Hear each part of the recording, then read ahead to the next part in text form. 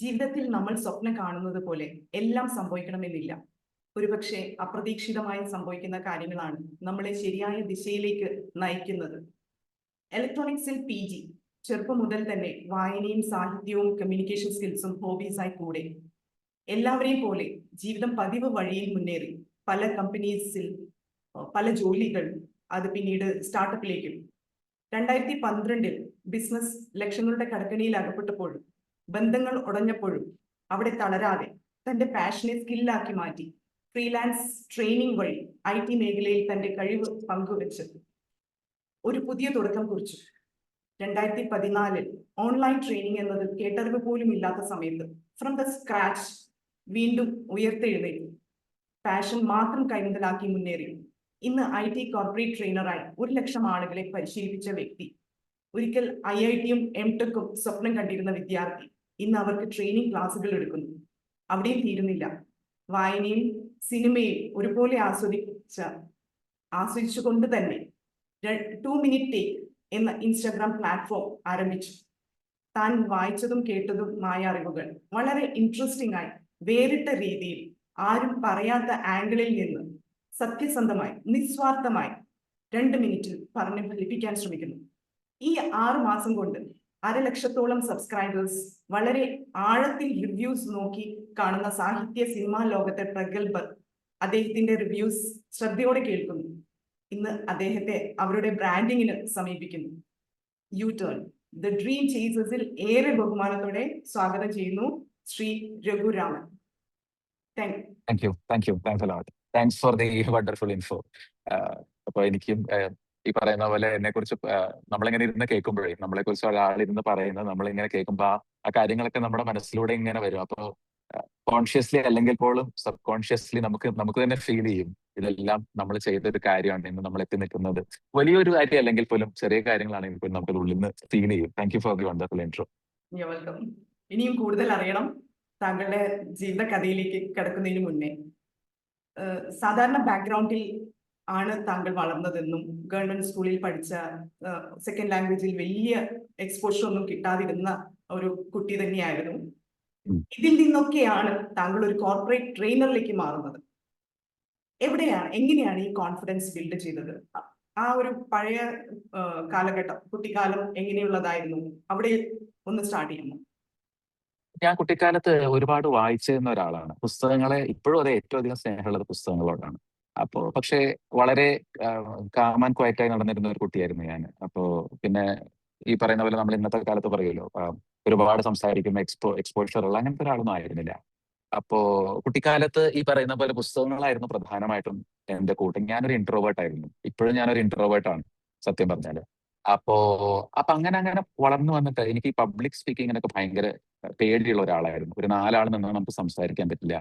എനിക്ക് തോന്നുന്നു എന്റെ പോസ്റ്റ് ഗ്രാജുവേഷന്റെ സമയത്താണെന്ന് തോന്നുന്നു, ഒരു കമ്പനിയുടെ ഒരു ഇന്റർവ്യൂ വന്ന സമയത്ത് ഒരു 2,000-ഓളം പേര് അവിടെ ഇരിക്കുന്നുണ്ടായിരുന്നു ഇന്റർവ്യൂ അറ്റൻഡ് ചെയ്യാൻ വേണ്ടിയിട്ട്. അന്ന് എന്തുകൊണ്ടോ കമ്പനിയുടെ സ്റ്റാഫ് വന്നില്ല. അവര് സമയം കളയാൻ വേണ്ടിയിട്ട് ഞങ്ങളോട് ഇങ്ങനെ പറഞ്ഞു, നിങ്ങൾക്ക് ആർക്കെങ്കിലും സെൽഫ് ഇൻട്രൊഡക്ഷൻ ചെയ്യാൻ പറ്റുമോ എന്ന് ചോദിച്ചു വന്നിട്ട്, ഇൻട്രൊഡ്യൂസ് യുവർ സെൽഫ്. ഇന്നതൊക്കെ വളരെ കോമൺ ആയിട്ടുള്ള കാര്യം, പക്ഷേ 2006 അത് ഭയങ്കര ഒരു സംഭവമാണ്. പിന്നെ ഞാൻ ഈ പറയുന്ന പോലെ വളരെ സാധാരണ ബാക്ക്ഗ്രൗണ്ടിൽ വരുന്നുണ്ട്. എനിക്കത് എവിടെയെങ്കിലും ബ്രേക്ക് ചെയ്യണം നമ്മൾ ആരാണെന്ന്. അതുവരെ ഒരു 2 ആളുടെ മുമ്പിൽ പോലും സെൽഫ് ഇൻട്രൊഡക്ഷൻ പറയാത്ത ഞാനന്ന് 2000 പേരുടെ മുമ്പിൽ എന്റെ ഇൻട്രൊഡക്ഷൻ പറഞ്ഞു. അതാണ് എന്റെ ബ്രേക്ക് ത്രൂ സത്യം പറഞ്ഞാൽ. പക്ഷെ അതിനുള്ള ഒരു കറേജ് എന്ന് പറയുന്നത് ചില്ലറ കാര്യമല്ല. കാരണം 4 ആളുടെ മുമ്പിൽ പോലും പറയാത്ത ഒരാള് ഈ പറയുന്ന പോലെ. അവിടെ നിന്നാണ് എനിക്ക് മനസ്സിലായത് ദി പവർ ഓഫ് കമ്മ്യൂണിക്കേഷൻ. നമ്മൾ ലൈഫിൽ എനിക്ക് തോന്നുന്നത് ഏറ്റവും ഇമ്പോർട്ടൻറ്റ് സ്കിൽ എന്ന് പറയുന്നത് കമ്മ്യൂണിക്കേഷൻ ആണ്. നമ്മൾ എത്ര അധികം പഠിച്ചിട്ടോ അറിഞ്ഞിട്ടോ അല്ലെങ്കിൽ വിവരം ഉണ്ടായിട്ടോ കാര്യമില്ല, നമുക്കത് കറക്റ്റായിട്ട് കമ്മ്യൂണിക്കേറ്റ് ചെയ്യാൻ പറ്റിയില്ലെങ്കിൽ അതുകൊണ്ട് മാത്രം നഷ്ടപ്പെടുന്ന ഒരുപാട് ജീവിതങ്ങളുണ്ട് സത്യം പറഞ്ഞു. അവിടെ നിന്നായിരുന്നു ഈ ഫസ്റ്റ് കമ്മ്യൂണിക്കേഷന്റെ ഒരു ഐഡിയ. അതിനുശേഷം എനിക്ക് കിട്ടിയ ആദ്യത്തെ ജോലി എന്ന് പറയുന്നത് ട്രെയിനറായിട്ടാണ്. എന്റെ അച്ഛനും അമ്മയും ബേസിക്കലി ടീച്ചേഴ്സ് ആയിരുന്നു. ഞാൻ എപ്പോഴും പ്രാർത്ഥിച്ചിരുന്നു ജീവിതത്തിൽ എന്തായാലും ഒരു ട്രെയിനർ ആവില്ല ഞാൻ, അല്ലെങ്കിൽ ടീച്ചർ ആവില്ല എന്ന് പ്രാർത്ഥിച്ചിരുന്ന ആളാണ്. But what ever you listen you will attract the same. ഞാൻ ഇത് തന്നെ പറഞ്ഞുകൊണ്ടിരുന്നോണ്ടാണോ എന്നറിയില്ല, എന്റെ ആദ്യത്തെ ജോലി എന്ന് പറയുന്നത് ഞാനൊരു ട്രെയിനർ ആയിട്ടായിരുന്നു. അത് കോർപ്പറേറ്റ് ട്രെയിനർ അല്ല, നമ്മൾ ഇൻസ്റ്റിറ്റ്യൂട്ടുകളൊക്കെ പഠിപ്പിക്കുമല്ലോ. ഞാനൊരു 2 കൊല്ലത്തോളം ഒരു ട്രെയിനർ-ആയിട്ട് വർക്ക് ചെയ്തിട്ടുണ്ട് ഇൻസ്റ്റിറ്റ്യൂട്ടുകളിലൊക്കെ. പിന്നെ എന്റെ ലൈഫിൽ വലിയൊരു ചലഞ്ച് വന്നത്, നേരത്തെ നമ്മൾ സൂചിപ്പിച്ച പോലെ സ്റ്റാർട്ടപ്പ് തുടങ്ങി, അത് ഫെയിലായി. 2012-13 കാലഘട്ടത്തിൽ ലക്ഷങ്ങളുടെ കടക്കെണി വന്നു. ജീവിതം വഴിമുട്ടി എന്നൊക്കെ നമ്മൾ പറയുമല്ലോ, ഹിറ്റിംഗ് ദ റോക്ക് ബോട്ടം എന്നൊക്കെ നമ്മൾ പറയും. അപ്പോ ഈ സെൽഫ് ഹെൽപ്പ് ബുക്കുകളൊക്കെ ഷെൽഫിലിരിക്കുന്നത് കാണാൻ നല്ല രസമാണ്. പക്ഷെ നമ്മൾ ശരിക്കും ആ ഒരു സമയത്ത് അതൊന്നും എടുത്ത് വായിക്കാൻ ആർക്കും പറ്റില്ല. തോന്നിയിട്ടുണ്ടോ അങ്ങനെ? അതായത് സെൽഫ് ഹെൽപ്പ് ബുക്കുകൾ നമ്മളത് പോസിറ്റീവ് ആയിരിക്കുമ്പോഴാണ് വാങ്ങി വായിക്കേണ്ടത്. നമ്മൾ നെഗറ്റീവ് ആയിരിക്കുമ്പോൾ ഒരിക്കലും ഒരാൾ വായിക്കില്ല. നമുക്ക് രക്ഷപ്പെടാൻ പറ്റില്ല. പക്ഷെ എന്തുകൊണ്ടൊക്കെയോ ആ സമയത്ത് ഞാൻ മുമ്പ് വായിച്ച വായനയുടെ ഒക്കെ ഒരു എഫർട്ട് ആയിരിക്കാം, എനിക്ക് തോന്നി ഈ കമ്മ്യൂണിക്കേഷൻ എന്തുകൊണ്ട് നമുക്ക് സ്വന്തമായി ചെയ്തുകൂടാ. അങ്ങനെ ഒരു പാഷന്റെ പുറത്ത് ഓൺലൈൻ ട്രെയിനിങ് സ്റ്റാർട്ട് ചെയ്തതാണ് ഞാൻ. ഒരു ട്രെയിനിങ് അടുത്ത ട്രെയിനിങ്ങിലേക്ക് അടുത്ത ട്രെയിനിങ്ങിലേക്ക് അങ്ങനെ ആ ഒരു ബന്ധം വളർന്നു. യൂണിവേഴ്സിറ്റികൾ വിളിക്കാൻ തുടങ്ങി, കോർപ്പറേറ്റ്സ് വിളിക്കാൻ തുടങ്ങി. അപ്പോ പറയുന്നത് പോലെ ഇത് എങ്ങനെ സംഭവിച്ചു എന്ന് എനിക്കും കൃത്യമായിട്ട് അറിയില്ല. പക്ഷെ എന്റെ ഉള്ളിന്റെ ഉള്ളിൽ ആ സീഡ് ഉണ്ടായിരുന്നു എന്ന് ഞാൻ വിശ്വസിക്കുന്നുണ്ട്. ഓക്കെ. വളരെ ആഗ്രഹത്തോടെയാണ് ആ പാർട്ട്ണർഷിപ്പ് സ്റ്റാർട്ട് ചെയ്തതെന്ന് പറഞ്ഞു. ആ, അതെ.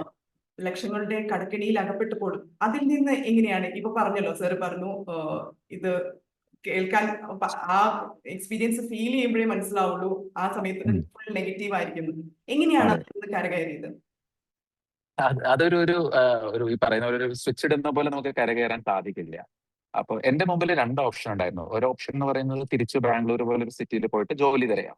സ്വാഭാവികമായിട്ട് നമുക്ക് ജോലി കിട്ടാൻ സാധ്യതയുണ്ട്. രണ്ടാമത്തെ ഓപ്ഷൻ എന്ന് പറഞ്ഞാൽ നാട്ടിൽ തന്നെ നിൽക്കാം. നാട്ടിലായിരുന്നു ഞാനന്ന് ബാംഗ്ലൂരിൽ നിന്ന് ജോലിയൊക്കെ രാജിവെച്ചു. അപ്പോ എന്റെ ഉള്ളിന്റെ ഉള്ളിൽ എനിക്ക് തോന്നിയ ഒരു കാര്യം, ഞാൻ ഫാമിലിയെ വല്ലാതെ വിലമതിക്കുന്ന ഒരാളാണ്. അപ്പോൾ എന്റെ ഫാമിലിയുടെ കൂടെ നിൽക്കണം. എന്റെ ബ്രദർ, അമ്മ, അച്ഛനൊക്കെ ഇവിടെ ഉണ്ടായിരുന്നു. അപ്പൊ അവരുടെ കൂടെ നിന്നുകൊണ്ട് നമുക്ക് ഈ പറയുന്ന പോലെ എന്തെങ്കിലും സ്വന്തമായിട്ട് ചെയ്യാൻ പറ്റുമോ? അപ്പൊ എനിക്ക് തോന്നുന്നത് എൻഡ് ഓഫ് ദി ഡേ ഈ ബിലീവിങ് ഇൻ യുവർ സെൽഫ് എന്ന് പറയുന്ന സംഭവം ഉണ്ട് എന്നുള്ളതാണ് ഞാൻ മനസ്സിലാക്കിയിട്ടുള്ള ഒരു കാര്യം. നമ്മൾ പലരും പ്രാർത്ഥിക്കുകയൊക്കെ ചെയ്യില്ല. നമ്മളിപ്പോ സത്യം പറഞ്ഞാൽ അമ്പലത്തിലോ പള്ളിയിലോ എവിടെയൊക്കെ പോയിട്ട് നമ്മൾ പ്രാർത്ഥിക്കും, ഇങ്ങനെ ഇത് ചെയ്യാൻ ശക്തി തരണേയും. സത്യം പറഞ്ഞാൽ നമ്മൾ നമ്മളോടാണ് പ്രാർത്ഥിക്കുന്നത്. അപ്പൊ ദൈവം ഇല്ല എന്നല്ല ഞാൻ പറയുന്നത്, ആ രീതിയിലല്ല ഞാൻ പറയുന്നത്. പക്ഷെ നമ്മൾ നമ്മുടെ ഉള്ളിൽ ഉള്ള ശക്തിയിൽ വിശ്വസിക്കാൻ തുടങ്ങിക്കഴിഞ്ഞാൽ things will start unfold automatically എന്നാണ് എനിക്ക് തോന്നുന്നത്. പിന്നെ ഒരു കാര്യം പറയാതെ വയ്യ, ഇപ്പൊ ഒരുപാട് പേര് ഈ പുസ്തകങ്ങളെ കുറിച്ച് ഞാൻ സംസാരിക്കാറുണ്ടല്ലോ. അപ്പൊ ഒരുപാട് പേര് അങ്ങനെ ചോദിക്കാറുണ്ട്, നിങ്ങൾക്ക് റെക്കമെൻഡ് ചെയ്യാനുണ്ടോ?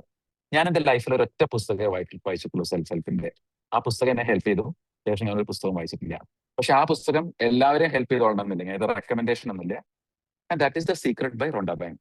അപ്പോ ദ സീക്രട്ട് ആണ് എന്നെ ഹെൽപ്പ് ചെയ്ത പുസ്തകം. പക്ഷെ അതുകൊണ്ട് ഇപ്പൊ ഇയാള് പറഞ്ഞത് വെച്ച് ആയിരക്കണക്കിന് ആൾക്കാർ പോയി സീക്രട്ട് വാങ്ങി വായിച്ചുകൊണ്ടൊന്ന് രക്ഷപ്പെടുന്ന എനിക്ക് പ്രതീക്ഷയില്ല. But the right time the right book will help you. അപ്പോൾ അതിനൊരു മേജർ റോൾ എന്റെ ലൈഫിൽ ചേഞ്ചിങ് മൊമെന്റ്സിലുണ്ട്. അതിൽ പറയുന്ന പ്രാക്ടീസസിനൊക്കെ, ഫോർ എക്സാമ്പിൾ ഗ്രാറ്റിറ്റ്യൂഡ്, വിഷ്വലൈസേഷൻ.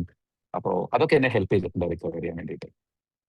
വളരെ നിസ്സാരമായി താങ്കൾ പറഞ്ഞു സീക്രട്ട് എന്നുള്ള ഒരു ബുക്ക് എന്നെ ലൈഫിലേക്ക് തിരിച്ചു കൊണ്ടുവന്നു, അല്ലെങ്കിൽ ഈ ഒരു പ്രതിസന്ധി തരണം ചെയ്ത് മുന്നോട്ട് പോകാൻ ഒരു റീസൺ ആയിരുന്നു.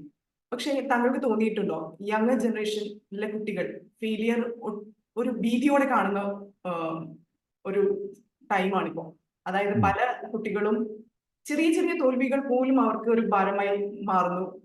പല കാര്യങ്ങളിലേക്കും അവര് നയിക്കപ്പെടുന്നു. ഐ മീൻ ആ, ചീത്തായ കാര്യങ്ങളിലേക്ക്, നെഗറ്റീവ് ആയിട്ടുള്ള കാര്യങ്ങളിലേക്ക് അത് എത്തിക്കുന്നു അവരെ.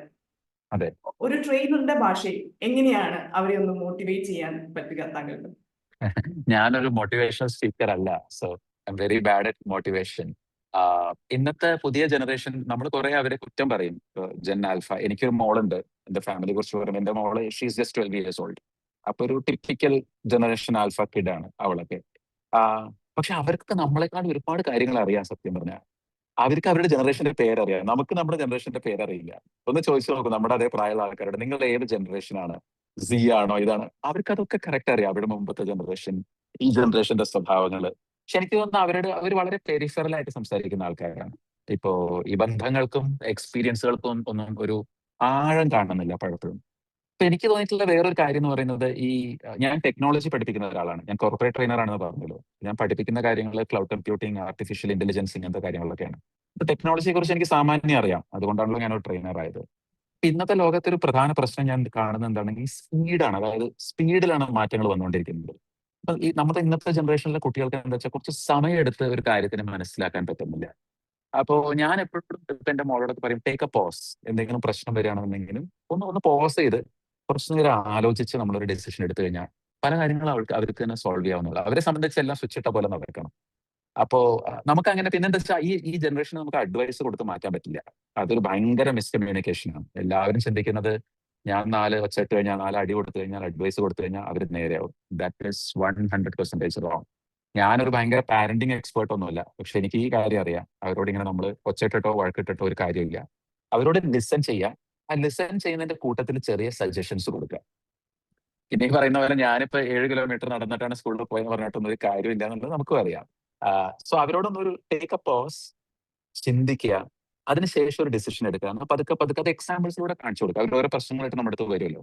അപ്പൊ അവരെ ഇരുത്തി അവരെ ലിസൺ ചെയ്ത് എന്നിട്ട് അവരോട് പറയണ്ട, നമ്മളിപ്പോ ഇത്ര നേരം സംസാരിച്ചു, ഞാൻ മോള് പറയുന്നത് കേട്ടു, അല്ലെ, ഇനി നമുക്ക് എന്താ ചെയ്യാൻ പറ്റുക, നമുക്ക് നോക്കാം. അങ്ങനെ സംസാരിച്ച് സംസാരിച്ച് കുറച്ച് കഴിഞ്ഞാൽ അവരുടെ ഉള്ളിൽ തന്നെ കാപ്പബിലിറ്റി വരുമെന്നാണ് എനിക്ക് തോന്നുന്നത്. ഈ സെൽഫ് ഹെൽപ്പ് ബുക്സും വീഡിയോസും ഒന്നും അവരെ അത്ര ഹെൽപ്പ് ചെയ്യുന്ന എനിക്ക് തോന്നുന്നില്ല കാര്യമായിട്ട്. I think you will know better than me. ഞാനിതിൽ പറയുന്നതിന്റെ ഒരു കാര്യം സത്യം പറഞ്ഞ നിങ്ങളാണ് ഇതിൽ എക്സ്പേർട്ട് ആക്ച്വലി. ഓക്കെ, 2014 ഓൺലൈൻ ട്രെയിനിങ്ങിലേക്ക് കടക്കുന്നത്. അതെ അന്ന് ഈ പറഞ്ഞ മാതിരി ഓൺലൈൻ ട്രെയിനിങ് അത്ര പോപ്പുലർ ഒന്നും ആയിരുന്നില്ല.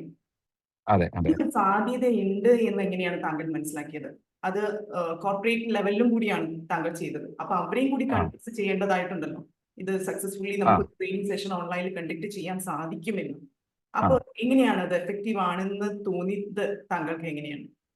അത് അന്നൊരു കമ്പനി ഉണ്ടായിരുന്നു ആക്ച്വലി ഇന്ത്യയിൽ. അവരിപ്പോഴും ഉണ്ട്, എജുരേക്ക എന്ന് പറയുന്ന ഒരു കമ്പനിയാണ്. അവരാണ് ഇത് ആദ്യമായിട്ട് ഇന്ത്യയിൽ സ്റ്റാർട്ട് ചെയ്തത്. സോ അവരുടെ കരിയർ പേജിൽ ഞാനൊരു ഓപ്പണിംഗ് കമ്പനി ഓൺലൈൻ ട്രെയിനേഴ്സിനെ വേണം, ഞാൻ അപ്ലൈ ചെയ്തു. രസം ഉണ്ടായിരുന്നെങ്കിൽ അവരുടെ ഇന്റർവ്യൂവിന് പോയി. ആ ടോപ്പിക് ഒന്നും എനിക്ക് അറിയില്ലായിരുന്നു, പക്ഷെ എന്റെ പ്രസന്റേഷൻ അവർക്ക് ഇഷ്ടപ്പെട്ടു. അപ്പൊ അവര് പറഞ്ഞു, നിങ്ങൾ പഠിച്ചിട്ട് വരും, ഞങ്ങൾ നിങ്ങളെ ഹയർ ചെയ്യാം. അപ്പൊ എനിക്ക് മനസ്സിലായി ഇതിനാരും ഇല്ല.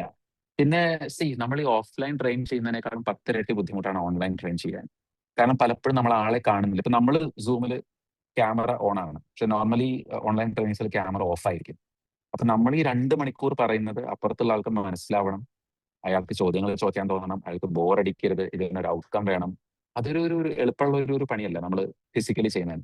അപ്പൊ ഞാനൊരു ചലഞ്ചായിട്ട് എടുത്തു. പിന്നെ എനിക്ക് പൊതുവേ പറയുന്ന പോലെ സംസാരിക്കാൻ ഇഷ്ടമുള്ള ഒരാളാണ്, കമ്മ്യൂണിക്കേറ്റ് ചെയ്യാൻ ഇഷ്ടമുള്ള ഒരാളാണ്.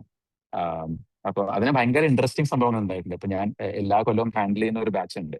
അത് സോവറിൻ ബാങ്ക് ഓഫ് സൗത്ത് ആഫ്രിക്കയാണ്. സൗത്ത് ആഫ്രിക്ക എന്നാണ് അതിന്റെ പാർട്ടിസിപ്പൻസ് ജോയിൻ ചെയ്യുക.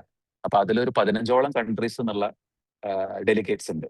അവരുടെ ഇംഗ്ലീഷ് നമുക്ക് മനസ്സിലാവില്ല, കാരണം അവർ സംസാരിക്കുന്ന ഡയലക്ട് ആക്സെന്റ് എല്ലാം ഡിഫറെന്റ് ആണ്. ഞാൻ ഇതൊരു ചലഞ്ചായിട്ട് എടുത്തു, ഞാൻ അവരുടെ ആക്സെന്റ് പഠിക്കാൻ തുടങ്ങി. ഇപ്പൊ എന്താ ശരിക്കും ഭയങ്കര ഇൻട്രസ്റ്റ്. അവർ ജോയിൻ ചെയ്താൽ ഞാൻ അവരോട് അവരുടെ ആക്സെന്റിൽ സംസാരിക്കും. അവർ പറയും, this trainer is nice, this trainer talk our language. ഒരു ഇംഗ്ലീഷ് ആയിട്ട് പെർഫെക്റ്റ് ഒന്നുമല്ല. അപ്പൊ എനിക്കിതൊരു ഒരു തരത്തിൽ പറഞ്ഞ ഒരു പാഷനാണ്. ചിലവരെ സംബന്ധിച്ച് ഇതൊരു ജോലിയാണ്. ഈ പറയുന്നത്, ദൈവമേ അടുത്ത ബാച്ച് എങ്ങനെയെങ്കിലും ചെയ്യണം, എനിക്ക് വയ്യ. എന്നെ സംബന്ധിച്ചത് എല്ലാം ഒരു ചാലഞ്ചാണ്. അപ്പൊ ആ ഒരു അപ്രോച്ചില് പണ്ടാരോ പറഞ്ഞ പോലെ നമ്മുടെ ഹോബി തന്നെ നമ്മുടെ ഒരു ജീവിത മാർഗമാവുന്ന സമയത്ത് ലൈഫ് വിൽ ബിക്കം മാജിക്കൽ. അപ്പൊ എന്നെ സംബന്ധിച്ച് അതാണെന്ന് തോന്നുന്നു. ഓക്കെ, IIT-യിൽ പഠിക്കുക, MTech ചെയ്യുക എന്നതൊക്കെ ആഗ്രഹങ്ങളായി അവശേഷിച്ചപ്പോൾ അതിലും വലിയ അച്ചീവ്മെന്റ് ആയി പിന്നീട് IIT മദ്രാസിൽ താങ്കൾക്ക് ഒരു ട്രെയിനിങ് സെഷൻ എടുക്കാൻ സാധിച്ചു എന്ന് പറയുകയുണ്ടായി. അതെ. അതിലേക്ക് എത്തിയതും എന്താണ് അതിൽ നിന്നുണ്ടായ ഒരു അനുഭവം ഒന്ന് വിവരിക്കാമോ? അത് ഭയങ്കര ഒരു ഗൂസ് ബം മൊമെന്റ് ആയിരുന്നു. കാരണം ഞാൻ ഈ പറയുന്ന പോലെ ഗവൺമെന്റ് സ്കൂളിലൊക്കെ പഠിച്ച് മലയാളം മീഡിയം പഠിച്ച് നമ്മൾ പ്രീ ഡിഗ്രിക്ക് പഠിക്കുമ്പോഴാണ് IIT-യുടെ കോച്ചിങ്ങിന് പോകുന്നത്. അപ്പൊ നമ്മൾ കോച്ചിങ്ങിന് പോകുമ്പോൾ ചുറ്റുമുള്ള ആൾക്കാരൊക്കെ കഴിഞ്ഞ 10 വർഷമായിട്ട് ഇത് പഠിച്ചു വരുന്നവരാണ്. നമ്മൾ ആദ്യമായിട്ടാണ് ഇരിക്കുന്നത്. അപ്പൊ തന്നെ നമുക്ക് മനസ്സിലായി IIT-യിൽ കിട്ടില്ല, കാരണം അത്രയും കോമ്പറ്റേറ്റീവ് ആണല്ലോ. ഞാൻ പറയേണ്ട കാര്യമില്ല IIT-യെ കുറിച്ച്. അപ്പൊ എന്റെ ഡ്രീം ആയിരുന്നു IIT-യിൽ പഠിക്കുക എന്നുള്ളത്. ഞാൻ അത്യാവശ്യം ബ്രൈറ്റ് ആയിട്ടുള്ള സ്റ്റുഡന്റ് ആയിരുന്നു, ഭയങ്കര ഇങ്ങനെ എന്താ പറയാ ക്രീമി ലെയറിലൊന്നും അല്ലെങ്കിൽ കൂടി. അങ്ങനെ IIT-യുടെ എൻട്രൻസ് എഴുതി, കിട്ടിയില്ല. നാച്ചുറലി എനിക്ക് ക്ലിയർ ചെയ്യാൻ പറ്റിയില്ല. പക്ഷെ ഞാനത് ഡ്രോപ്പ് ചെയ്തു, കാരണം അന്നൊന്നും റിപ്പീറ്റ് ചെയ്യുന്ന ഒരു സ്വഭാവമൊന്നുമില്ല. ഞാൻ എഴുതുന്നത് 2001-ലാണെന്ന് തോന്നുന്നു എഴുതുന്നത് IIT. അപ്പൊ അന്നൊന്നും ഇന്നത്തെ പോലെ റിപ്പീറ്റർ ബാച്ചും കോച്ചിങ് അങ്ങനെ സംഭവങ്ങളൊന്നുമില്ല. കിട്ടി. അപ്പൊ പിന്നെ എന്റെ മനസ്സിലൊരു ഡിസ്റ്റന്റ് ഡ്രീം ആയിട്ട് ഇങ്ങനെ കടന്നു. അപ്പൊ IIT-ന്ന് പഠിച്ച ആൾക്കാരെ കാണുമ്പോൾ എനിക്ക് ചെറിയൊരു അസൂയയും വിഷമൊക്കെ തോന്നി. ഇയാൾ IIT പോയി, എനിക്കിത് പറ്റുന്നില്ലല്ലോ.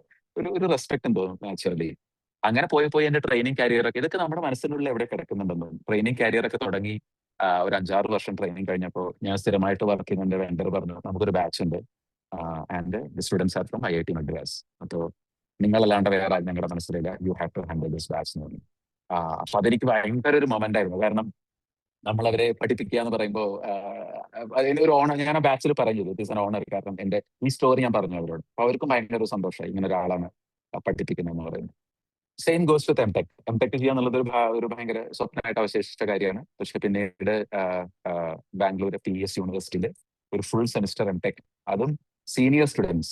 എന്റെ എംടെക് ബാച്ചിൽ ഉണ്ടായിരുന്നവരെല്ലാം 40 വയസ്സ്, 50 വയസ്സ്, 60 വയസ്സുള്ളവരാണ്. പലരും PhD ഹോൾഡേഴ്സ് ആണ്. അവരെ പഠിപ്പിക്കാനുള്ള ഒരു ഭാഗ്യം കൂടി കിട്ടി. അപ്പോ എനിക്ക് നമ്മുടെ ശരിക്കും നമ്മൾ if you truly believe in your self, then nothing can shake you. അപ്പൊ ഇത് ആരൊക്കെ കാണുന്ന എനിക്കറിയില്ല, എന്നാലും എന്നെ എപ്പോഴും മോട്ടിവേറ്റ് ചെയ്യുന്ന ഒരു ചെറിയ കോട്ട് ഉണ്ട്. നമ്മുടെ ഗെയിം ഓഫ് ത്രോൺസിലെ ടിറിയൻ ലാനിസ്റ്റർ ആയിട്ട് പ്ലേ ചെയ്തിട്ടുള്ള പീറ്റർ ഡിങ്ക്ലേക്കിന്റെ ഒരു ഫേമസ് കോട്ട് ഉണ്ട്. പുള്ളി പറയുന്ന ഒരു വാചകം ഉണ്ടായത്, പുള്ളിയുടെ ബെഡ്റൂമിൽ ഈ പീറ്റർ ഡിങ്ക്ലേക്ക് എന്ന് പറയുന്ന ആക്ടർ, പുള്ളി ഡ്വാർഫ് ആണ് ആക്ച്വലി, ഹൈറ്റ് ഒന്നുമില്ല. പക്ഷെ പുള്ളി ഇന്ന് വേൾഡിലെ വെൽ നോൺ ആക്ടേഴ്സിൽ ഒരാളാണ്. അപ്പൊ പുള്ളി പറയുന്ന ഒരു ബംബിൾ ബീയുടെ ഒരു സ്റ്റോറി ഉണ്ട്, എനിക്ക് ഭയങ്കര ഇഷ്ടമാണ്. കാരണം പുള്ളിയുടെ ബെഡ്റൂമിൽ എപ്പോഴും ഒരു ബംബിൾ ബീയുടെ ഫോട്ടോ ഉണ്ടാവുന്നതാണ്, അമ്മ തൂക്കിയിട്ടുണ്ടെന്നാണ്. ഈ ബംബിൾ ബീ എന്ന് പറയുന്ന ബീക്ക് ശരിക്ക് നാച്ചുറലിന്റെ ലോ പ്രകാരം പറക്കാൻ സാധിക്കില്ല. കാരണം അതിന്റെ ബോഡി വെയിറ്റ്, ബോഡി പ്രപ്പോർഷൻ, ഇതൊക്കെ നോക്കിക്കഴിഞ്ഞാൽ നമ്മൾ നാച്ചുറൽ ലോ അപ്ലൈ ചെയ്ത് കഴിഞ്ഞാൽ അതിന് പറക്കാൻ സാധിക്കില്ല. It is impossible to fly. Still the bumblebee flies, defining all the natural laws. അപ്പൊ അതിനാണ് ആ പിക്ചർ ബെഡ്റൂമിൽ തൂക്കിയിട്ടിരിക്കുന്നത്. അപ്പൊ അത് നോക്കുമ്പോൾ നമുക്കത് ബംബിൾ ബീക്ക് പറക്കാൻ പറ്റുന്നുള്ളത് ഒരു ഒരു ഒരു ഒരു ചലഞ്ച് ആണല്ലോ. അത് പറക്കുന്നുണ്ട് ഡിസ്പൈറ്റ്. അപ്പൊ ലോസ് അല്ല നമ്മളെ ബൗണ്ട് ചെയ്യുന്നത്, നമ്മൾ തന്നെയാണ് നമ്മളെ ബൈൻഡ് ചെയ്യുന്നത് എന്നുള്ളതിന് വളരെ ബ്യൂട്ടിഫുൾ ആയിട്ട് പീറ്റർ ഡിങ്ക്ലേയുടെ ഒരു സ്പീച്ച് ഉണ്ട്. എല്ലാവർക്കും അറിയുന്നുണ്ട്, വളരെ പോപ്പുലർ ആയിട്ട് വരുന്നതാണ്. അപ്പൊ എനിക്ക് എന്റെ ഒക്കെ തോന്നുന്നത്, നമ്മൾ നമ്മുടെ ഉള്ളിൽ തന്നെ ബിലീവ് ചെയ്യാൻ തുടങ്ങിക്കഴിഞ്ഞാല് the world will open up for you. അപ്പൊ അതാണ് എനിക്ക് തോന്നുന്നത്. താങ്കളുടെ ഈ രണ്ടാം വരവിൽ വായനാശീലം ഒരു ബ്ലെസ്സിങ് ആയിരുന്നു എന്ന് തോന്നിയിട്ടുണ്ടോ? ഏതാ ഈ കോർപ്പറേറ്റ് ട്രെയിനിങ് ലൈഫായിട്ട് ബന്ധപ്പെട്ടിട്ടാണോ? അതെ തീർച്ചയായിട്ടും. ഈ വായനയ്ക്ക് നമ്മൾ അറിയാത്ത ഒരുപാട് ഇമ്പാക്റ്റുകൾ ഉണ്ട്. അത് ഞാൻ എന്റെ ചാനലിൽ എനിക്ക് പറയാൻ പറ്റിയിട്ടില്ല, കാരണം നമ്മൾ ആകെ 2 മിനിറ്റ് 3 മിനിറ്റ് കൊണ്ടൊക്കെയാണ് പറയുന്നത്. എന്റെ റിയൽ ലൈഫിൽ സംഭവിച്ചിട്ടുള്ള കാര്യങ്ങളുണ്ട്. എന്റെ വൈഫിന്റെ അച്ഛൻ, അപ്പൊ ഞങ്ങൾക്ക് ഒരു ദിവസം തോന്നി അവരെ അവിടുന്ന് മാറ്റണം. അച്ഛനും അമ്മയും ഒറ്റയ്ക്കാണ് താമസിക്കുന്നത് വീട്ടില്, വയസ്സായി. അപ്പൊ എനിക്ക് തോന്നി അവരെ അവിടുന്ന് മാറ്റണം. പക്ഷെ വൈഫിന്റെ അച്ഛൻ ആ വീടിനോടും ചുറ്റുപാടുകളോടും ഒരുപാട് എഴുകിച്ചേർന്ന ഒരു മനുഷ്യനാണ്. അപ്പൊ നമ്മുടെ ഷൂസെ സമകാരുവിന്റെ ഗുഹ എന്ന് പറയുന്ന നോവലുണ്ട്, അതിലൊരു കഥാപാത്രം ഇതേപോലെയാണ്. അതായത് നഗരത്തിലേക്ക് മാറ്റാൻ ശ്രമിക്കുന്ന അദ്ദേഹം പോകുന്നില്ല, അദ്ദേഹത്തിന്റെ ഭാര്യ മരിച്ചതാണ്, ഒരു കളിമൺ പാവ നിർമ്മിക്കുന്ന ഒരാളാണ്. അപ്പൊ ആ നോവൽ പെട്ടെന്ന് എനിക്ക് ഓർമ്മ വന്നു. അപ്പൊ ഈ കഥാപാത്രത്തിനെ കണക്ട് ആയി. എനിക്ക് മനസ്സിലായി അദ്ദേഹത്തിന്റെ ഉള്ളിന്റെ ഉള്ളിൽ ആ വീട് വിട്ടു പോകാൻ പറ്റില്ല അദ്ദേഹത്തിന്. ഒരു സ്റ്റേജിൽ നമുക്ക് മാറേണ്ടി വരും, പക്ഷെ സമയം കൊടുക്കാം. അപ്പൊ ഈ വായിക്കുമ്പോൾ എന്താ വെച്ചാൽ നമ്മുടെ പല റിയൽ ലൈഫ് സിറ്റുവേഷൻസിലും ഈ ക്യാരക്ടേഴ്സ് നമ്മളെ വല്ലാതെ ഇൻഫ്ലുവൻസ് ചെയ്യും. അത് പറഞ്ഞറിയിക്കാൻ പറ്റില്ല. വായിക്കാത്ത ഒരാളെ സംബന്ധിച്ച് നമുക്കിത് കമ്മ്യൂണിക്കേറ്റ് ചെയ്യാൻ പറ്റില്ല എങ്ങനെയാണിതെന്ന്. അപ്പൊ എന്റെ രണ്ടാം വരവിലും അതെ, വായന ഒരുപാട്. പിന്നെ ആ സമയത്ത് എന്താ വെച്ചാൽ ഈ പറയുന്ന പോലെ ഈ ബിസിനസ് ഒക്കെ തകർന്നിരിക്കുന്ന സമയമായതുകൊണ്ട് കൂടുതൽ സമയം പുസ്തകങ്ങൾക്ക് വേണ്ടി എനിക്ക് സ്പെൻഡ് ചെയ്യാൻ പറ്റി. ഒരുപാട് പുസ്തകങ്ങൾ വായിക്കാൻ പറ്റി. അപ്പൊ അതൊക്കെ ഒരുപാട് ഹെൽപ്പ് ചെയ്തിട്ടുണ്ട്. ഓക്കെ. ഇന്നത്തെ ജനറേഷൻ വായനയിൽ നിന്ന് പുറകോട്ട് പോകുന്നുണ്ടോ? അതായത് വായന എത്രത്തോളം ആവശ്യമാണ് എന്ന് താങ്കൾക്ക് അവർക്ക് പറഞ്ഞു കൊടുക്കാൻ? കാരണം താങ്കളും ഒരു IT മേഖലയിലുള്ള ഒരു വ്യക്തിയാണ്. AI-യുടെ കടന്നുകയറ്റം താങ്കൾക്ക് അറിയാം. എന്ത് ചോദിച്ചാലും അതെ get an answer for that. അപ്പൊ ഒരു അതെ വായന ഒരു നിർബന്ധമല്ല എന്നൊരു തോന്നലിലേക്ക് എത്തിയിട്ടുണ്ട് കുട്ടികളൊക്കെ. അതെ എല്ലാ ഇൻഫർമേഷൻസും അവർക്ക് ആ സമയം ചോദിച്ചു കഴിഞ്ഞാൽ അപ്പൊ തന്നെ കിട്ടുന്നു. പിന്നെ എന്തിനാ ഈ വായിച്ച് നമ്മൾ സമയം കളയുന്നു എന്നുള്ള ഒരു ഫീലിംഗിലാണ് അവരത് ചോദിക്കുന്നത്. അപ്പൊ അതെ എന്താണ് താങ്കൾക്ക് ഒരു വായന ഇഷ്ടമുള്ള ഒരാൾ എന്ന രീതിയിൽ താങ്കൾക്ക് എന്താണ് പറയാൻ കഴിയുക? ഇന്നത്തെ വായന എന്ന് പറയുന്നത് സീരിയസ് റീഡിങ് കുറഞ്ഞിട്ടുണ്ട്. ഇന്ന് ആൾക്കാർക്ക് വായന എന്ന് പറയുന്ന ഒരു സമയം കൊല്ലാനും, പിന്നെ ഓഡിയോ ബുക്സ് ഒക്കെ ഉണ്ടല്ലോ, അപ്പൊ ജിമ്മിൽ വർക്കൗട്ട് ചെയ്യുമ്പോൾ കേൾക്കുക, അപ്പൊ ആ രീതിയിലുള്ള ആ, വായനയാണ് കൂടുതൽ. അതിനെ ഞാൻ തെറ്റ് പറയില്ല, ആ വായനയും വായനയാണ്. വായന ഏത് രൂപത്തിലും നല്ലതാണ്. ഞാൻ അതിനിപ്പോ ഞാൻ വായിക്കുന്ന കുറെ കേമാണ്, ബാക്കിയുള്ളത് വായിക്കുന്ന മോശം, അങ്ങനെയൊന്നും അഭിപ്രായമില്ല. പിന്നെ ഞാനൊന്നും ഒരു വായനക്കാരനല്ല സത്യം പറഞ്ഞ. ഇപ്പൊ എന്റെ ചാനലിൽ റീൽസ് കണ്ട ആൾക്കാരൊക്കെ ചോദിക്കും നിങ്ങൾ നന്നായി വായിക്കുന്ന ആളാണ്. എനിക്ക് എപ്പോഴും തോന്നിയിട്ടില്ല, കാരണം ഞാൻ വായിക്കുന്ന ആകെ ഫിക്ഷനാണ്, നോൺ ഫിക്ഷൻ വായിക്കാത്ത ഒരാളാണ്. അപ്പൊ ഞാനൊക്കെ അവിടെ വായനക്കാരനാവുന്നു. ചാനൽ തുടങ്ങാനുള്ള അർഹത പോലും ഇല്ല സത്യം പറഞ്ഞ. അപ്പൊ നോൺ ഫിക്ഷൻ നന്നായിട്ട് വായിക്കണം, ശരിക്കും കവിതകൾ വായിക്കണം. ഞാൻ കവിത വായിക്കാത്ത ഒരാളാണ്. എനിക്ക് കഥകളും നോവലുകളും കുറച്ച് വായിച്ചിട്ടുള്ള ശീലമുണ്ട്, നല്ലതൊന്നുമില്ല. അപ്പൊ പുതിയ തലമുറയിലെ വായന എന്ന് പറയുന്നത് എന്താ വെച്ചാൽ വളരെ ഉപരിപ്ലവമായിട്ട് സർഫസ് ലെവലിലുള്ള വായനയാണ് നടക്കുന്നത്. പെട്ടെന്ന് പുസ്തകം വായിച്ചു തീർക്കാം, അങ്ങനെ ഈസി ആയിട്ടുള്ള അങ്ങനത്തെ വായനകളെ നടക്കുന്നുള്ളൂ. അപ്പൊ അതിലൊരു പ്രശ്നം എന്താ വെച്ചാൽ നമ്മള് ആ വായനയ്ക്ക് ശേഷം പുതിയ സിനിമകൾ കണ്ടിട്ടില്ലേ?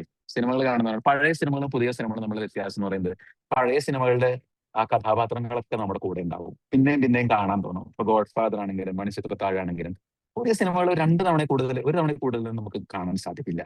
ഇത് വായനയ്ക്ക് സംഭവിച്ചിട്ടുണ്ട്. പുതിയ പുസ്തകങ്ങൾ വായിച്ചു കഴിഞ്ഞാൽ പുസ്തകം വായിച്ചു അത്ര മാത്രമേ ഉള്ളൂ. പഴയ പുസ്തകങ്ങൾ അങ്ങനെയല്ല. ആ പുസ്തകങ്ങൾ തന്നെ പല ഏജിൽ നമ്മൾ വായിക്കുമ്പോൾ പല പെർസ്പെക്റ്റീവ് നമുക്ക് കിട്ടും. ഒരേ പുസ്തകം 20 വയസ്സിലും 30 വയസ്സിലും 40 വയസ്സിലും 3 രീതിയിൽ നമുക്ക് റീഡ് ചെയ്യാൻ പറ്റും. ഇന്നത്തെ പുസ്തകങ്ങൾക്ക് പലതിനും ആ ക്വാളിറ്റി ഇല്ല. ഞാൻ ഇന്നത്തെ എഴുത്തുകാരെ അടച്ചാക്ഷേപിക്കുന്നില്ല, ഒരുപാട് ക്വാളിറ്റിയുള്ള എഴുത്തുകാരുണ്ട് സത്യം പറഞ്ഞാൽ. എല്ലാവരും ഇങ്ങനെയാണെന്നല്ല ഞാൻ പറയുന്നത്. അപ്പൊ പുതിയ തലമുറയും വായിക്കണം, പക്ഷെ പഴയ പുസ്തകങ്ങൾ കുറച്ചുകൂടി വായിക്കണം. സീരിയസ് റീഡിങ് എന്താണെന്ന് നമ്മൾ അറിയണം. ഒരു പുസ്തകം വായിച്ചു കഴിഞ്ഞിട്ടും നമ്മുടെ കൂടെ നിൽക്കുക എന്നുള്ള ഒരു അനുഭവം, അത് നമുക്ക് വേണം തോന്നുന്നു. അത് കുറച്ച് കുറഞ്ഞതുപോലെ എനിക്ക് തോന്നുന്നുണ്ട് സത്യം പറഞ്ഞാൽ. ചിലപ്പോ ഞാൻ ഈ പറയുന്നതെല്ലാം എന്റെ ഒരു പെർസ്പെക്റ്റീവ് ആണ്. 100% ഇത് ശരിയാവണമെന്നോ ഒന്നുമില്ല. എനിക്ക് തോന്നിയിട്ടുള്ള ചെറിയ കാര്യങ്ങൾ ഞാൻ പറയുന്നത് മാത്രമേ ഉള്ളൂ. താങ്കൾ പറഞ്ഞു ഫിക്ഷൻ ആണ് കൂടുതൽ വായിക്കുന്നതെന്ന്. ഈ നോൺ ഉം. ഫിക്ഷൻ ബുക്സ് ആണല്ലോ ശരിക്കും ഇൻഫർമേഷൻസ് കൺവേ ചെയ്യുന്നത്. അതെ അതെ അതെ. ഇത് തമ്മിലുള്ള ഒരു വ്യത്യാസം ഇന്നത്തെ ജനറേഷൻ മിക്കവരും ഫിക്ഷൻ ബുക്സ് വായിക്കുമ്പോഴും ചിലർ സെൽഫ് ഹെൽപ്പ് ബുക്സ് ആണ് കൂടുതൽ ഊന്നി വായിക്കുന്നത്. അപ്പൊ ആ. അതിനൊരു ഡിഫറൻസിയേഷൻ പറയാൻ പറ്റുമോ? ഏത് ബുക്ക് വായിച്ചാലും നല്ലതാണ് എന്നാണോ താങ്കളുടെ അഭിപ്രായം? അതോ ഫിക്ഷൻ ബുക്സിൽ എന്തെങ്കിലും ഒരു പ്രത്യേകതകൾ നമുക്ക് പറയാനുണ്ടോ? ഫിക്ഷൻ പുസ്തകങ്ങൾ നമ്മളെ പ്രധാനമായിട്ട് നമ്മുടെ ഇമാജിനേഷൻ ഡെവലപ്പ് ചെയ്യാനാണ് അത് കൂടുതൽ സഹായിക്കുക. റിയൽ ലൈഫായിട്ട് റിലേറ്റ് ചെയ്യണം, ഇമാജിനേഷൻ ഡെവലപ്പ് ചെയ്യാനും. നമ്മൾ വായിക്കുന്നതിലൂടെ നമ്മൾ ആ ചിത്രങ്ങൾ കാണുകയാണല്ലോ. ഇപ്പൊ എനിക്ക് തോന്നുന്നുണ്ട്, എനിക്കിപ്പോൾ ഓർമ്മയുണ്ട്, ഡാൻ ബ്രൗണിന്റെ ഡാവിഞ്ചി കോഡ് വായിച്ച സമയത്ത് ലൂവർ മ്യൂസിയം എക്സ്പ്ലെയിൻ ചെയ്യുന്നുണ്ട് അതിൽ. ലൂവർ മ്യൂസിയം എനിക്ക് മനസ്സിൽ കാണാൻ കഴിയും. അത് ഞാൻ ഗൂഗിൾ അടിച്ച് നോക്കുമ്പോൾ അതുപോലെ ഉണ്ട് ലൂവർ മ്യൂസിയം. അപ്പൊ ആ ഒരു പവർ ഓഫ് ഇമാജിനേഷൻ ആണ് ഫിക്ഷനിൽ വരുന്നത്. നോൺ ഫിക്ഷനിലേക്ക് വരുമ്പോൾ സെൽഫ് ഹെൽപ്പ് മാറ്റി വെച്ച് കഴിഞ്ഞാൽ ബാക്കിയെല്ലാം ഇൻഫർമേഷൻ ആണ്. അപ്പൊ അത് നമുക്ക് കാര്യങ്ങൾ കൂടുതൽ അറിയാനും. ഇപ്പൊ ഞാൻ വളരെ അപൂർവമായിട്ട് നോൺ ഫിക്ഷൻ വായിക്കാറുള്ളൂ. വായിച്ച ഒരു പുസ്തകമുണ്ട്, the emperor of all maladies എന്ന് പറയും. അത് ക്യാൻസറിന്റെ കഥയാണ്. ക്യാൻസറിന്റെ ജീവചരിത്രം. ക്യാൻസർ എങ്ങനെ ഉണ്ടായി, നമ്മൾ അറിയുന്നതിന് എത്രയോ മുമ്പ് ക്യാൻസർ ഉണ്ടായിരുന്നു, പണ്ടത്തെ ലോകത്ത് എങ്ങനെ ട്രീറ്റ് ചെയ്തിരുന്നു, അങ്ങനെ അങ്ങനെ അങ്ങനെ പറഞ്ഞു വന്ന ക്യാൻസറിനെ കുറിച്ചൊരു പുസ്തകം. അപ്പോ നമ്മളൊരു ഒരാളുടെ ജീവചരിത്രം വായിക്കുന്ന പോലെ ക്യാൻസറിന്റെ ചരിത്രം വായിക്കുക, എന്ത് രസമായിട്ട് എഴുതിയിരിക്കുന്നത് അറിയില്ല. അപ്പൊ അതിന്ന് ഒരുപാട് പേര് നമുക്ക് കിട്ടും ക്യാൻസറിനെ കുറിച്ചിട്ട്. പിന്നെ ഈ സ്ഥിരം പുസ്തകങ്ങളുണ്ടല്ലോ, സാപ്പിയൻസ് എന്നൊക്കെ പറയുന്ന പോലെ, യുവൽ ഹരാരിയുടെ സാപ്പിയൻസ് പോലത്തെ. അപ്പൊ നമുക്ക് ഓവറായിട്ട് ചിലർക്ക് അങ്ങനത്തെ പുസ്തകങ്ങളായിരിക്കും താല്പര്യം, നമുക്ക് അറിയണം. എന്നെ സംബന്ധിച്ച് പുസ്തകങ്ങളെക്കാൾ ഉപരി ഞാൻ ഒരുപക്ഷെ യൂട്യൂബ് വീഡിയോസിലൂടെയോ അല്ലെങ്കിൽ വേറെ ആർട്ടിക്കിൾസിലൂടെയൊക്കെയാണ് ഇൻഫർമേഷൻ ഗ്യാദർ ചെയ്യുക. ഇങ്ങനെ പുസ്തകം വായിച്ചിട്ടില്ല. പുസ്തകം വായിക്കാൻ ഇൻഫർമേഷൻ ഗ്യാദർ ചെയ്യാൻ ബുദ്ധിമുട്ടുള്ള ഒരാളാണ് ഞാൻ. ചിലവർക്ക് അതായിരിക്കും എളുപ്പം. പിന്നെ ഈ പുസ്തക വായന എന്ന് പറയുന്നത് നമുക്കൊരു പെട്ടെന്നൊരു ദിവസം ഡെവലപ്പ് ചെയ്യാൻ പറ്റിയ സ്കില്ലല്ല. നമ്മൾ കുട്ടിക്കാലത്ത്, എനിക്ക് പ്രത്യേകിച്ചും കുട്ടികളോടാണ് പറയാനുള്ളത്, അല്ലെങ്കിൽ പാരന്റ്സിനോട്. കാരണം കുട്ടിക്കാലത്ത് തന്നെ നിർബന്ധിച്ച് വായിപ്പിച്ച് ശീലിക്കണം. അതും നിങ്ങൾ ഭാവിയിൽ നിങ്ങൾ നന്ദി പറയും എന്താണെങ്കിലും. കുട്ടികൾക്ക് പുസ്തകങ്ങൾ വാങ്ങിച്ചു കൊടുത്ത് വായിപ്പിച്ച് ഒരു ശീലമാക്കി കൊണ്ടുവരണം. എന്നാൽ കുറച്ച് കഴിഞ്ഞാൽ അത് തന്നെ ഡെവലപ്പ് ചെയ്തോളും. നമ്മളൊന്നും ചെയ്യേണ്ടതില്ല. വായനയിലൂടെ കിട്ടുന്ന അറിവ് വേറെ ഒന്നിലൂടെയും കിട്ടുന്ന എനിക്ക് തോന്നുന്നില്ല. അപ്പോ പിന്നെ സെൽഫ് ഹെൽപ്പ് ഒരു ടോട്ടലി ഡിഫറെന്റ് കാറ്റഗറിയാണ്. അതിലൊരു ഞാനൊരു എക്സ്പേർട്ട് അല്ല പറയാൻ വേണ്ടിയിട്ട്. ഞാൻ പറഞ്ഞ പോലെ ഞാൻ ആകെ വായിച്ചിട്ടുള്ള സെൽഫ് ഹെൽപ്പ് ദ സീക്രട്ട് ആണ്. അത് എന്നെ ഹെൽപ്പ് ചെയ്തിട്ടുണ്ട്. അതോടുകൂടി എന്റെ പർപ്പസ് സെർവ് ചെയ്തു. End of discussion. പക്ഷെ ഒരുപാട് പേര് അത് വായിക്കുന്നവരുണ്ട്. അവർക്ക് അത് ബെനിഫിഷ്യൽ ആണെങ്കിൽ തെറ്റൊന്നുമില്ല. പക്ഷേ സെൽഫ് ഹെൽപ്പിന്റെ ഒരു പ്രശ്നം എന്ന് പറയുന്നത്, ഈ പറയുന്ന പോലെ നമ്മൾ ഇന്ന് സെൽഫ് ഹെൽപ്പ് ബുക്ക് വായിച്ചിട്ട് നാളെ രാവിലെ നമ്മൾ ഫുൾ ചാർജായി എണീറ്റ് മറ്റന്നാളാകുമ്പോഴേക്കും അത് മറക്കും. അപ്പൊ ഇതൊന്ന് ഇംപ്ലിമെന്റ് ചെയ്തില്ലെങ്കിൽ ഇത് വായിക്കുന്നത് കൊണ്ട് ഒരു കാര്യമില്ല. അപ്പൊ നമ്മൾ ഈ പ്രാക്ടിക്കലായിട്ട് ചെയ്യാന്നുള്ളതാണ് കുറച്ചും കൂടി ഇമ്പോർട്ടൻറ്റ് സെൽഫ് ഹെൽപ്പിന്റെ സൈഡിൽ വരുമ്പോൾ. അത് പറഞ്ഞപ്പോ ജഗതിയുടെ ആ സീനാണ് എനിക്ക് ഓർമ്മ വരുന്നത്. എനിക്കും അതാണ്, പുസ്തകം വായിച്ചിങ്ങനെ എണീറ്റ് നിന്ന് അതെ, നാളെ ഞാൻ ലോകം നാളെ തുടങ്ങി കീഴടക്കും. ഞാൻ നന്നാവും. അതെ അതെ ഓക്കെ, അപ്പൊ പുസ്തകങ്ങളെ കുറിച്ച് പറഞ്ഞു, താങ്കളുടെ കമ്മ്യൂണിക്കേഷൻ സ്കിൽസ് ട്രെയിനിങ്ങിനെ കുറിച്ച് പറഞ്ഞു. ഇനി ഒരു മേഖല അവിടെ നിൽക്കുന്നത് ഇൻസ്റ്റാഗ്രാം ചാനൽ സ്റ്റാർട്ട് ചെയ്തത് 2 മിനിറ്റ് ടേക്ക് എന്ന അതെ പേരിട്ട്. അതെ. കോൺസെപ്റ്റ് എങ്ങനെയാണ് മനസ്സിലേക്ക് വന്നത്? ഇത് വളരെ ആക്സിഡന്റലി സംഭവിച്ച ഒരു കാര്യമാണ്. ഒരുപാട് പേര്, എനിക്ക് അറിയുന്ന ഒരുപാട് പേര് വർഷങ്ങളായിട്ട് ഒരു കണ്ടന്റ് ക്രിയേഷൻ സ്റ്റാർട്ട് ചെയ്യാൻ വേണ്ടി ഡെഡിക്കേറ്റ് ചെയ്ത് നിൽക്കുന്ന ആൾക്കാരുണ്ട്. എന്നെ സംബന്ധിച്ച് ഞാൻ ഇങ്ങനെ ഒരു പ്ലാനേ ഉണ്ടായിരുന്നില്ല. അതായത് എനിക്ക് തോന്നുന്നത് 6 മാസം 7 മാസം മുമ്പാണ് ചാനൽ സ്റ്റാർട്ട് ചെയ്യുന്നത്. 7 ഇപ്പൊ ഓൾമോസ്റ്റ് 10 മന്ത്സ് ആവാറായി. ആ സമയത്ത് ഒരു 2 മാസം എനിക്ക് ജോലി ഉണ്ടായിരുന്നില്ല, ട്രെയിനിങ്സ് ഒന്നും ഇല്ല. അപ്പൊ വെറുതെ ഇരിക്കുകയാണ്. വെറുതെ ഇരിക്കുമ്പോൾ ഞാൻ ക്യാമറ എടുത്തിട്ട്, എനിക്ക് സിനിമകൾ ഭയങ്കര ഇഷ്ടമാണ്. നമ്മൾ ഡിസ്കസ് ചെയ്യാൻ വിട്ടുപോയ ഒരു പോയിന്റ് സിനിമകളാണ്. അപ്പൊ സിനിമകൾ എനിക്ക് ഭയങ്കര ഇഷ്ടമാണ് സത്യം പറഞ്ഞാൽ. അപ്പോ എന്റെ ഓൾ ടൈം ഫേവറേറ്റ് ആയിട്ടുള്ള സിനിമകളിലൊന്ന് അറൈവൽ എന്ന് പറയുന്ന സിനിമയാണ്, ഡൽഹി സ്വലനുവിന്റെ. ഞാനൊരു ദിവസം ക്യാമറ ഇങ്ങനെ വെച്ചിട്ട്, റീലാണല്ലോ, അപ്പോൾ 3 മിനിറ്റിൽ കൂടാൻ പറ്റും. അറൈവലിന്റെ റിവ്യൂ പറഞ്ഞു. ഞാനത് പോസ്റ്റ് ചെയ്തു, ഒരു ചാനൽ ഉണ്ടാക്കി ഇൻസ്റ്റാഗ്രാമിലും ഫേസ്ബുക്കിലും പോസ്റ്റ് ചെയ്തു. അവർ 500 പേരൊക്കെ കണ്ടു. അപ്പൊ എന്നോട് വൈഫ് ചോദിച്ചു, നിങ്ങൾ സീരിയസ് ആയിട്ടാണോ ഈ പരിപാടി? ഞാൻ പറഞ്ഞു സീരിയസ് ഒന്നല്ല, 2 മാസം കഴിഞ്ഞാൽ ഞാൻ നിർത്തും. ഞാൻ പറഞ്ഞു 1000 പേര് എന്റെ വീഡിയോ കാണുന്നുണ്ടെങ്കിൽ ഞാൻ കൺസിസ്റ്റന്റ് ആവുമെന്ന് പറഞ്ഞു. അടുത്ത ആഴ്ച 1010 പേരെന്തോ കണ്ടു. അപ്പൊ ഞാൻ വൈഫിനോട് പറഞ്ഞു, ഞാൻ കുടുങ്ങിയതാണ് തോന്നുന്നത്, കാരണം 1000 പേര് കണ്ടല്ലോ.